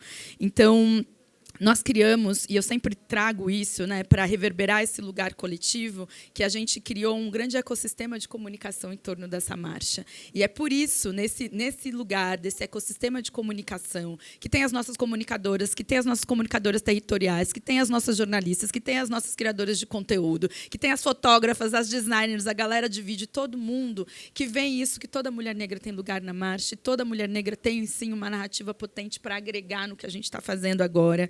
Então, quando eu começo esse processo ali em maio, e aí a gente tem esse marcador que foi o planejamento, como dava aquele medo, né, dessa grande responsabilidade, e a gente juntou ali, né, Dri estava lá, várias de vocês estavam lá, 50 mulheres negras de 50 organizações diferentes para pensar esse processo. Então, nós estamos vivendo hoje a coroação de um processo realmente coletivo. E, para ser realmente coletivo, a gente realmente precisou, cada uma se despir das suas vaidades, se despir, né, desse lugar, até das individualidades, para dizer: a nossa diversidade é a nossa potência, é a nossa potência civilizatória. E isso é muito bonito de ver, assim. Então, a gente juntou mais de 50 mulheres em maio, mais de 50 organizações. Depois nós fizemos 3 cafés com jornalistas, que a gente queria fazer muito mais, mas é isso, verba. Então, a gente fez 3, mas com esse apoio incrível, né, que já foi citado aqui do ICE, né, das meninas todas. A gente fez muitos momentos com as nossas comunicadoras territoriais, que são importantíssimas para a gente fazer essa comunicação de olho no olho, como o Dríade falou. Então, assim, se hoje a gente pode olhar assim, e com com muito respeito e alegria e pé no chão, e dizer que a marcha alcançou tudo que a gente sonhou lá 2 anos atrás, tudo que a gente sonhou em maio, foi porque a gente, de fato, fez isso de forma coletiva. E a gente acabou de coroar esse momento com um coquetel para as nossas influenciadoras, que também foi um momento muito importante, foi um sucesso para a gente, de fato, conseguir, né, expandir as narrativas. Então, como tudo isso é muito importante. Eu vou para a comunicação porque eu sempre gostei de escrever. Na verdade, é a escrita que me levou à comunicação. Então, eu sou uma dessas pessoas que, na minha família, né, minha irmã está aqui, a minha mãe sempre incentivou muito a leitura, e foi a leitura que me levou à escrita. E foi também no curso de jornalismo que eu entendi que, né, já sabia que era uma mulher negra, periférica, né, de mãe, vó, vinda também do Recôncavo da Bahia, ali nessa periferia de São Paulo, da Vila Inhocuné, mas também foi na universidade que eu entendi que ser mulher negra significava, assim, a gente realmente precisar estar organizada. E estar organizada como a gente fez nesse processo. Então, eu fico muito honrada mesmo, né, de quando olhar para trás, e fiquei aqui emocionada ouvindo todas, mas quando Dríade fala, poxa, olhar para trás, em 2015 eu tinha parido há 1 ano meu filho, então em 2014, quando eu começo a me organizar politicamente para a marcha, foi por conta da comunicação. Então, as mulheres, né, Rosane, não sei se você vai lembrar disso, fez um café comigo, Regina Dami, lá em 2014, falando, Ju, a gente precisa de alguém aqui em São Paulo para dar esse gás na comunicação. Aí eu falei, Rô, tô grávida, vou parir, mas vou fazer o que posso. E aí a gente fez na outra reunião do Núcleo Impulsor de São Paulo, eu chamei todas essas mulheres, chamei blogueiras negras, chamei as meninas que depois criaram nós, mulheres da periferia, e todas elas para dizer, a gente tem uma responsabilidade política aqui, porque se hoje a gente está aqui, né, enquanto mulheres negras, foi porque outras vieram, e agora o movimento está chamando e a gente tem que ir. E a gente criou esse GT de comunicação dentro do Núcleo Impulsor do Estado de São Paulo, pari, voltei e levei meu filho com 1 ano e pouquinho para a marcha. O Joaquim está aí com 11 anos, assim. Então, também, quando eu olho para trás, eu fico muito emocionada, assim, de ver tudo o que aconteceu nesses 10 anos e, de fato, como é um movimento de mulheres negras. É um movimento de mulheres negras que cria potências, que faz com que a gente não desista dos nossos sonhos, que fala que nós, individualmente, podemos, sim, criar caminhos, mas que ele só vai se concretizar no coletivo. Anotei um monte de coisa aqui para falar, mas vou pular, porque eu acho que o mais importante é isso, né? Dizer como o movimento de mulheres negras me proporcionou estar em momentos coletivos importantíssimos. Então, em 2014, eu fiz parte de um coletivo de comunicadoras negras que foi cobrir a Conapir, que, inclusive, foi, né, ali anunciado também a nossa primeira marcha. Em 2018, também, por conta do movimento negro e das organizações de mulheres negras, participei de um outro projeto que cobriu o encontro de mulheres negras de Goiânia, então, que pude estar ali. Imagina, um dia estava ali numa sala com Angela Davis, conversando com as comunicadoras. Então, foram muitos momentos assim. Eu sou muito grata pelo movimento de mulheres negras, e eu sempre digo isso, que é, sim, uma responsabilidade, e, ao mesmo tempo, é uma alegria.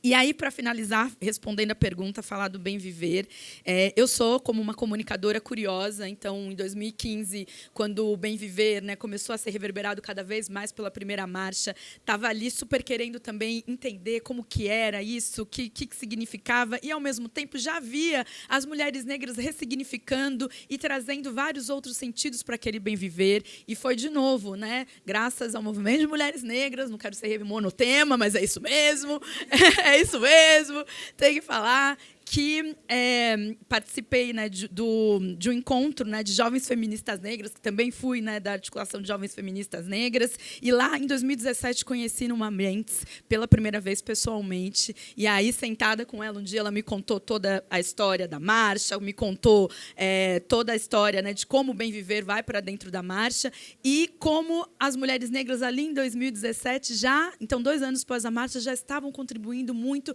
para enegrecer aquele escolhi Bem Viver, assim. Então, eu sei que o nome da Nilma foi citado pela Fabi, mas eu sempre gosto de trazer, porque Nilma reconheceu essa ferramenta das marchas como uma ferramenta importantíssima, que a gente sabe que historicamente é usado pelo movimento de mulheres negras, e propõe ali em 2011 a marcha, e quando ela propõe, ela já propõe com o Bem Viver, entendendo que precisava ter no nome da marcha algo que fizesse uma crítica feroz ao modelo capitalista, que a gente sabe que muito do que a gente sofre, aliás, tudo que a gente sofre, está estruturado nessa sociedade por conta desse modelo, e, ao mesmo tempo, trazia um horizonte próspero. Então, Bem Viver é, sim, esse conceito político, mas também a prática política de mulheres negras.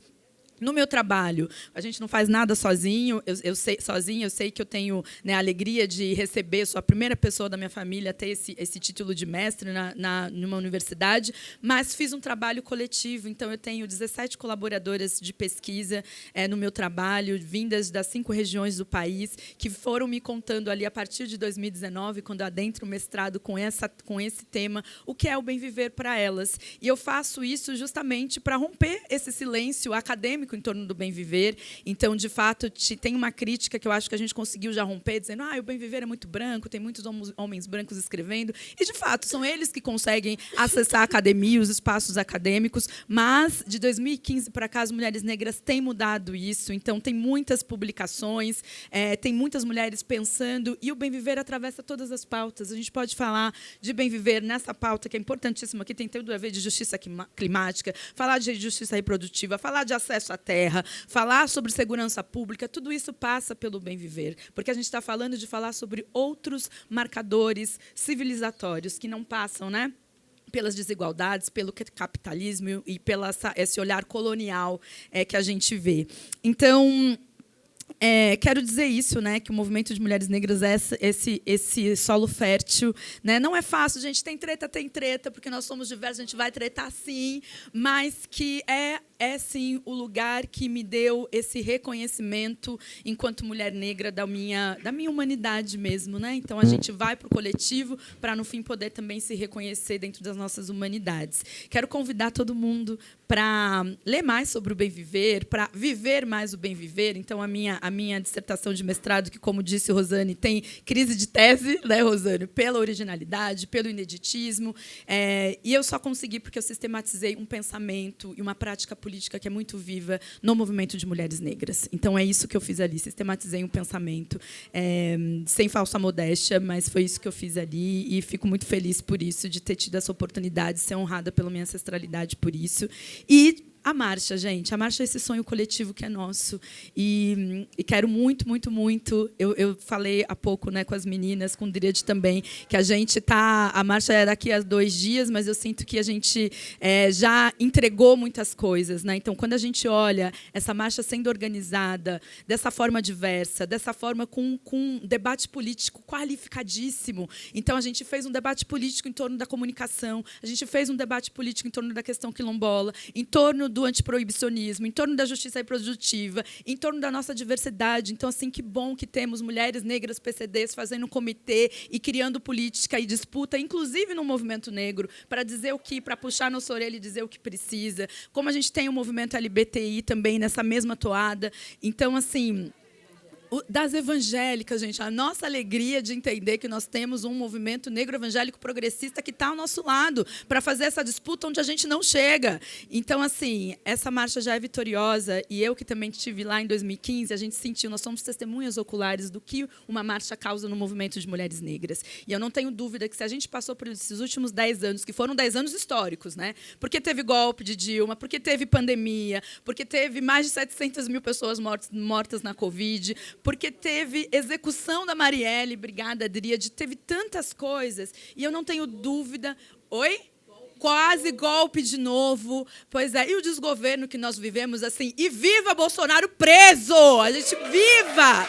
E isso lava a nossa alma, e 3 dias antes da marcha. A gente leva o golpe no dia 20, né, com esse deboche da ministra negra, mas a gente também tem a nossa alma lavada, porque a gente sabe que se a gente viveu esses 10 anos é porque nós estamos organizadas há muito tempo e que a organização de 2015 é viva até hoje. Então, assim, são muitas mulheres negras que se organizaram depois da marcha, foram muitas mulheres negras que entenderam a sua potência política depois da marcha, e isso não tem preço, e eu tenho certeza absoluta que Orixá Tempo vai nos honrar mais uma vez, Lani, e que daqui a 10 anos a gente vai estar falando desse momento, dizendo como nós conseguimos transformar a sociedade brasileira através da disputa política que a gente está fazendo nessa marcha. Muito obrigada pela escuta. Axé.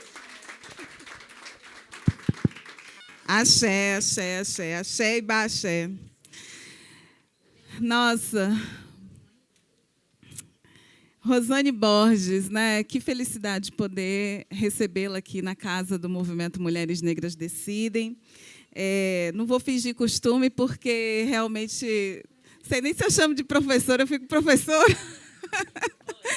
Eita, meu Deus! Mas muito emocionada também, assim, porque tanto o Muniz Sodré toma todo o pensamento, mas a Rosane Borges dá um caminho, um direcionamento, né? Pelo menos para mim, eu vejo muito dessa forma, né? Acompanho o trabalho, e depois daquela palestra que eu assisti de vocês lá no Recôncavo, né? Que eu fui arrebatada assim completamente, porque foi a primeira vez que eu vi presencialmente, né? Já falei aqui que eu sou baiana, né? Sou de Ilhéus, do sul da Bahia. Morei um tempo em Salvador, mas me formei lá em Cachoeira.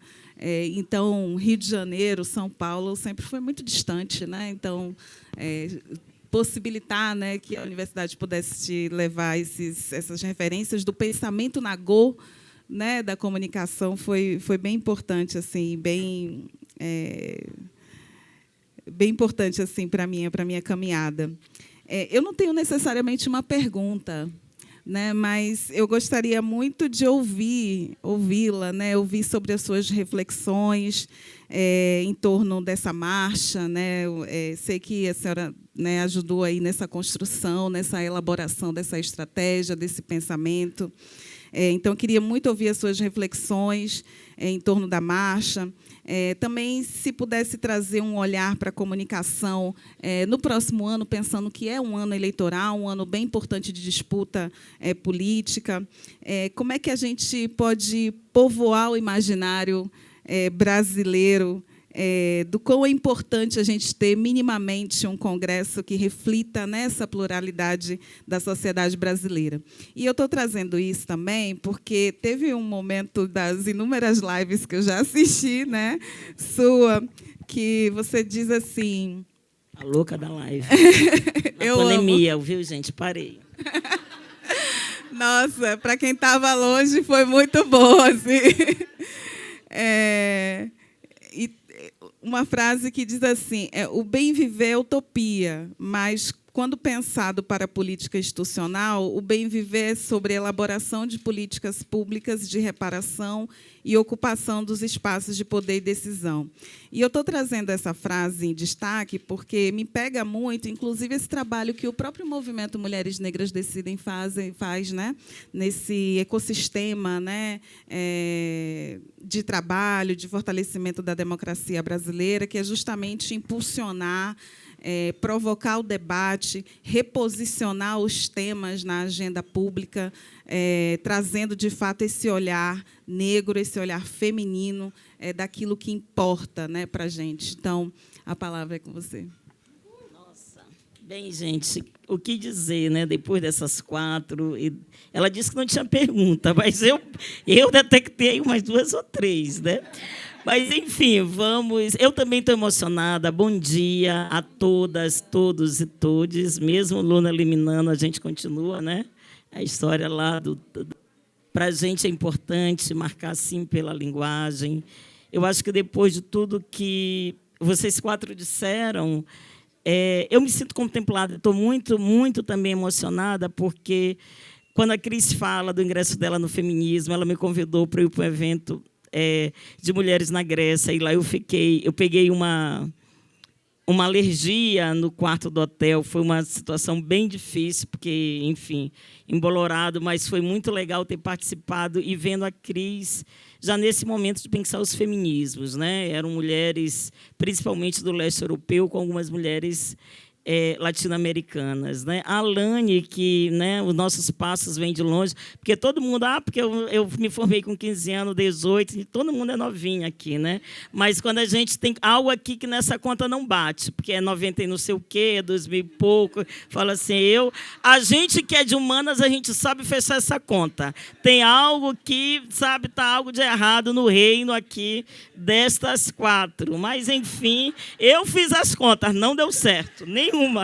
Somando tudo, eu tenho 34 anos, porque em 2013 eu tinha 15, 18. Como assim, gente? A gente é de humana e essa conta a gente sabe fazer. Tudo. Mas, assim, tirando os golpes aqui das jovens, né? Porque eu falei, gente, eu sou a única, né, nega véia da história, então, considerando... Mas tirando aí essa matemática, que elas saltaram aulas, vocês viram, todo mundo é boa de escrita, de não sei o quê, mas matemática, elas declararam que elas ficaram aí de pendência. Elas estavam assistindo às nossas lives, né, enquanto na aula de matemática. Mas, fechando esse parênteses, eu fico muito emocionada, porque, embora eu tenha um pouquinho a mais, já que para a gente perturbar também aí a lógica da matemática, só um pouquinho a mais de idade que vocês, nós somos contemporâneas. Eu fui, né, eu com a Ju, fui da banca, mas eu lembro, Ju, em 2014, eu estava ali com a Regina Dami, a gente pensando uma estratégia de comunicação para o Brasil, e foi no Largo do Aroucho, você gravidíssima, e a gente dizendo, você tem que tomar esse protagonismo. Em São Paulo, e tomou belamente com as marchas locais, a Dríade, que eu não conhecia ainda pessoalmente, mas eu já tinha ouvido falar isso que você fala da mídia ninja branca, né? Eu acho que foi pelo próprio Capilé, alguma coisa falando do quanto, né, vocês também, a mídia ninja era negra. Eu acho que um desses espaços aí. E aí eu acho que pensar essas questões todas, pensar a marcha, pensar política institucionalizada. Aí sim, aí deixa eu me descrever, porque a gente, na emoção, né, a gente fica assim, meio com confusão mental, a fala fica desorganizada. Mas me descrever, e eu sou uma mulher negra de pele escura, sou um pouco mais velha do que as que me antecederam, só um pouquinho mais. Estou vestindo uma roupa que é azul marinho, com bolinhas de poá. Mais para assim? Mais em cima? Assim? A minha mão mais em cima. Assim. Com uma saia amarela, também com umas listas azul marinho. E eu também gostei, eu não agradeci, eu fui a mal educada da história, né? Fui fazer a piada, a gente esquece, né, do nosso dever de casa, fazendo bullying com as colegas. Mas eu também faço minhas as palavras da Azul, quando ela diz assim, a quem a Cris agradeceu, a quem a Alane, então também eu faço coro, eu sigo as relatoras, né? Sem pedir venha, agradeço e agradeço a nossa ancestralidade, como disse o Tigana Santana. A ancestralidade, ela se inicia na precedência, mas ela é atualizada na presença. Eu acho que todas vocês, de maneira generosa, atualizaram a nossa ancestralidade, porque a ancestralidade é um posto que não se dá apenas pela idade, mas é o que as antecedoras legaram para a gente. Tem uma frase que eu digo muito, que diz o seguinte, nós que estamos aqui, nós somos filhas legítimas de quem nos antecedeu, e nós vamos parir filhos que vão nos suceder, só que a gente não vai parir gêmeos idênticos. Eu acho que é isso que é bacana. Quando a gente celebra as nossas ancestralidades, a gente diz que a gente é filha legítima, a gente segue os passos dela, da ancestralidade, mas também a gente relabora. Né? O que faz uma legatária é quando ela segue os passos da sua referência, mas quando ela é capaz de, inclusive, analisar criticamente o legado da referência para ir mais longe, não para jogar na lata do lixo, para ir mais longe. Eu acho que o que a gente está fazendo aqui, o que a nossa audiência, o nosso distinto público faz, né? Nós, mulheres negras, é um pouco disso. A gente deve lembrar que, desde 20 de novembro, né, eu cheguei na sexta, mas as atividades da marcha já começaram. Ontem a gente teve um Diálogos Globais maravilhoso, com a participação efetiva das mulheres latino-americanas e estadunidenses, né, a toda a América Latina. E foi um dia, né, Alane, para quem estava muito bonito, também muito emocionante, de muita fala, de muita indicação, de muitas propostas, de muita orientação. E aí eu acho que, para a gente pensar essa questão do que seria todo esse legado da marcha, pensando nas nossas trajetórias, eu acho que nós, Movimento Negro, a gente criou, para além das nossas marchas de mulheres negras, um legado das marchas, né? Eu tive, em 1995, né, a minha lista com marcha, na Marcha Zumbi dos Palmares, que foi um momento muito importante. A marcha de 95, ela redesenhou a política institucionalizada na época do Fernando Henrique Cardoso. A gente pressionou, ali já tinha um debate sobre ações afirmativas. Depois teve a Marcha Zumbi mais 10, em 2005. Né? Eu também tive presente. Eu era bebê, viu, gente? Em 95 eu estava... Em 95 eu era uma criança, né? Eu tinha 10 anos, em 95 eu fui no colo da minha mãe, né? E em 2005 eu era bebê, né? Brincadeiras à parte.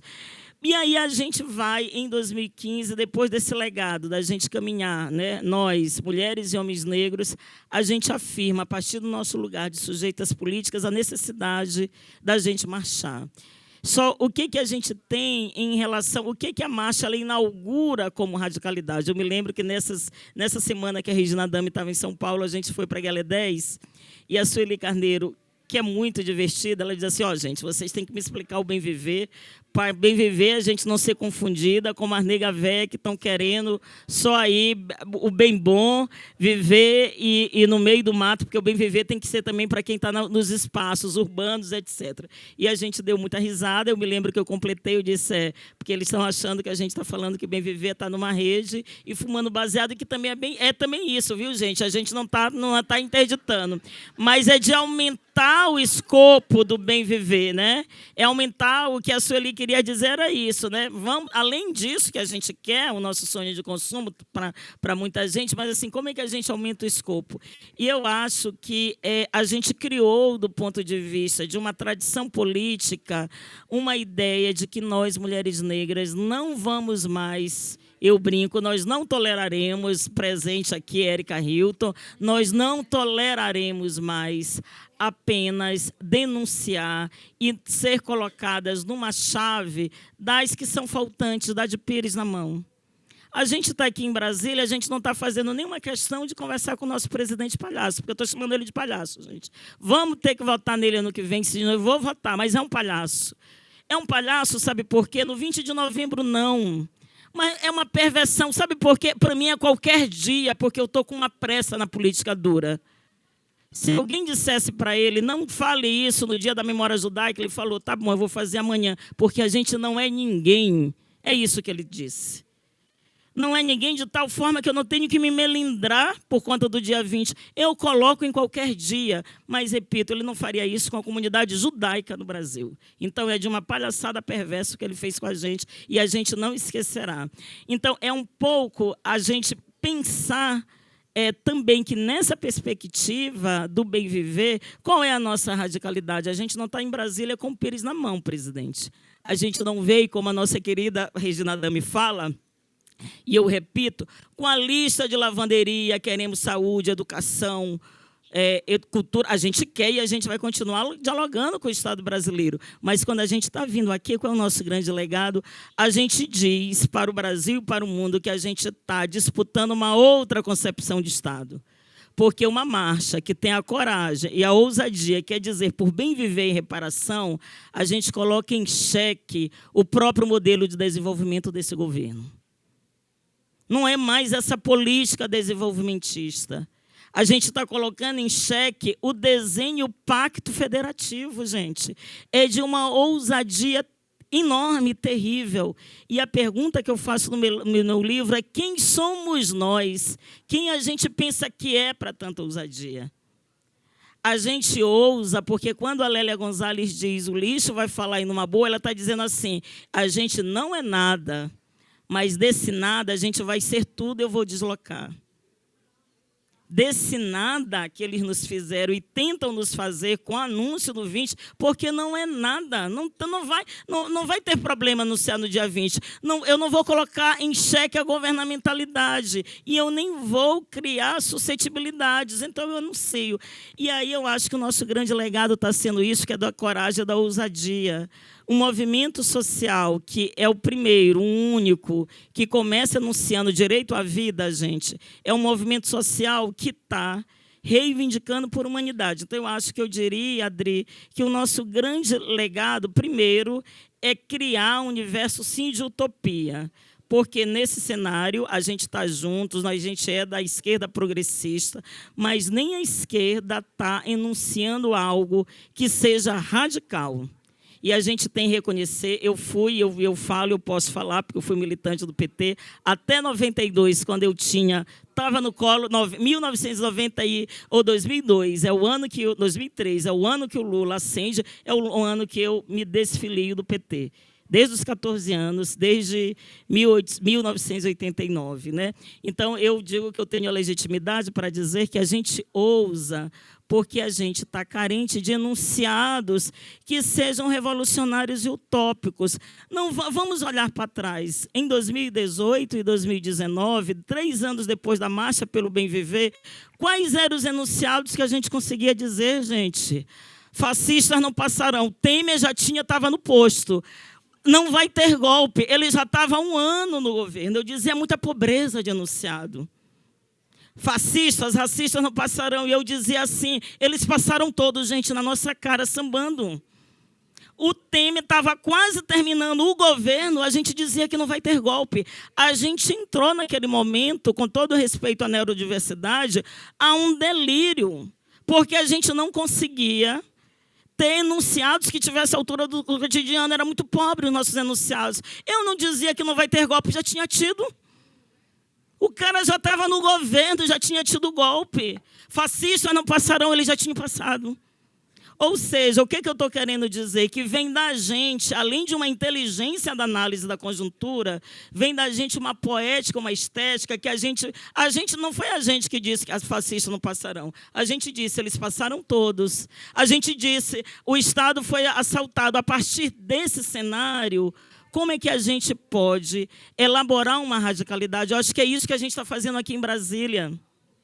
Nós somos as negras raivosas, as negras loucas, as negras malucas para eles. E diz assim, bem viver. Eu escuto amigos meus, brancos de esquerda, falar assim, mas me explica o bem viver. Tipo assim, vocês estão muito loucas.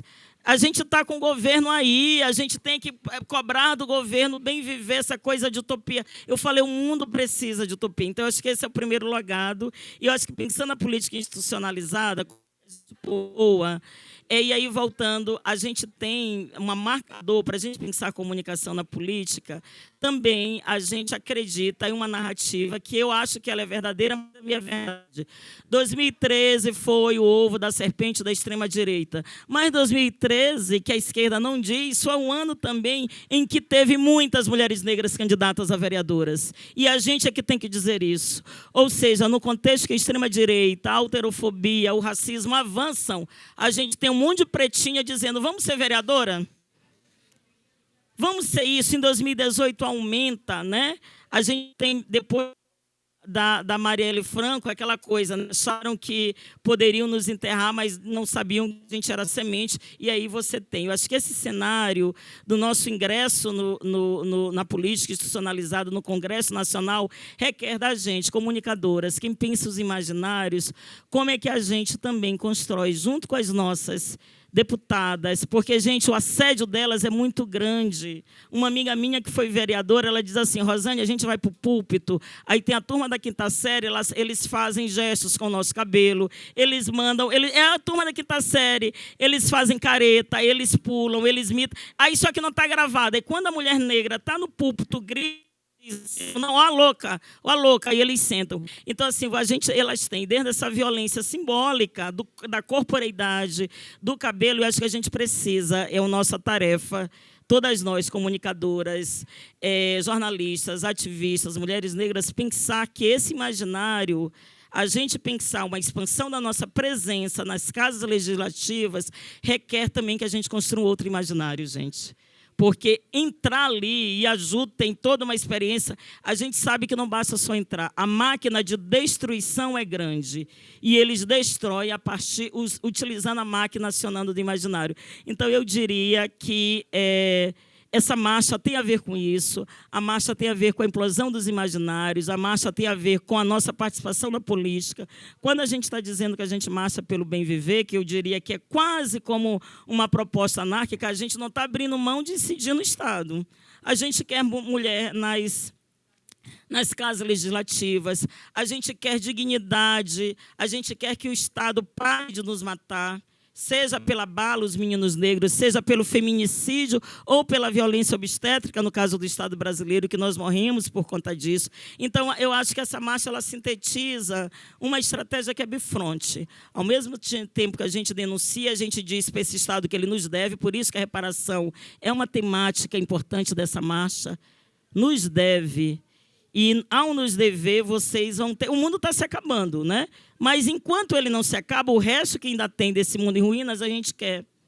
E a gente vai querer, a reparação é isso. Então, a gente tem esse diálogo, dizer que a gente merece, né? É nesse antimundo mesmo. A gente não vai esperar o mundo ficar fofo para a gente reivindicar. É nesse mundo desgraçado, miserável que a gente quer, mas a gente sabe que só pedir reparação nesse mundo nos coloca no círculo vicioso. E aí a gente diz e marcha assim, a gente também quer esse outro mundo. E toma aqui, branquitude, toma Estado brasileiro. Olha só, a gente já elaborou. Enquanto estava fascistas não passarão, a gente estava dizendo bem viver e vocês rindo da gente, porque a gente, enquanto habitantes do mundo, a gente viu primeiro. Não é porque a gente é mais inteligente, eu costumo brincar. Eu acho que tem umas mentes luminares, mas não é a inteligência, porque isso nos leva também a um perigo, uma hierarquia que a gente elimina. A gente é muito foda, gente, porque a gente é habitante da borda. E as habitantes da borda veem coisas inimagináveis. Eu me lembro muito, Dri, nessa ideia da política institucionalizada. A Dilma Rousseff ela teve, em dezembro de 2015, entre Natal e o Ano Novo, uma reunião com o núcleo dela mais duro e mais próximo. Não tinha uma mulher negra. O que essa reunião disse? Que eram todos homens brancos. Você vai levar pautas bombas, você não vai presidir o país como quer, mas você não será impeachmentada. Mas fomos nós que, em 2015, marchamos dizendo dos perigos que poderiam ter. Qual é o perigo iminente? Mas ela não nos ouviu. Essa turma branca, que estava, e são homens brancos muito conhecidos, falaram, fique tranquilo, vai ter pauta-bomba e você não vai ter impeachment. Gente, em fevereiro, o Eduardo Cunha, ele é eleito presidente da Câmara. E quem teve olhos de ouvir falou, essa mulher vai sofrer o impeachment.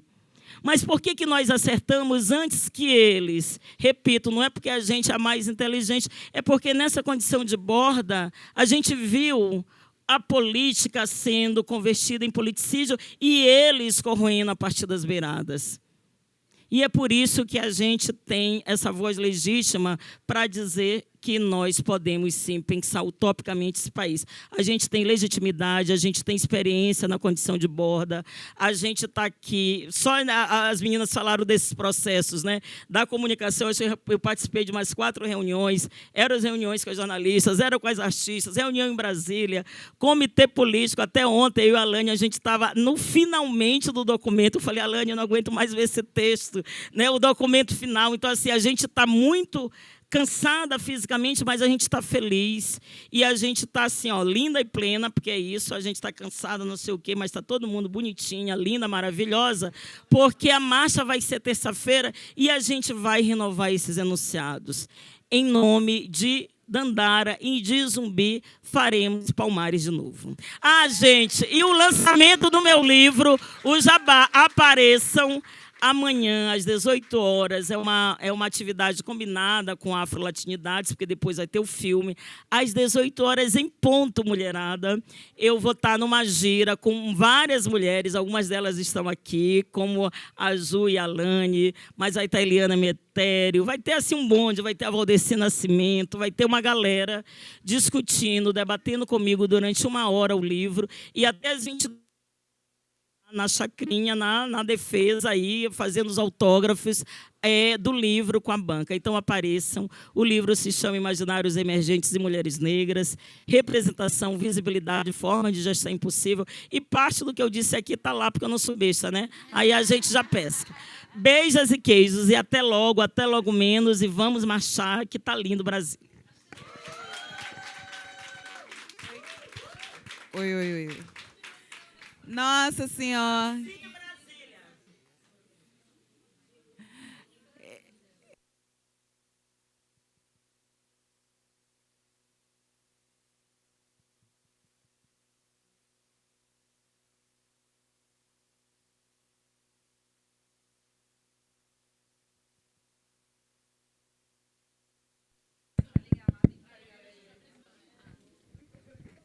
Oi.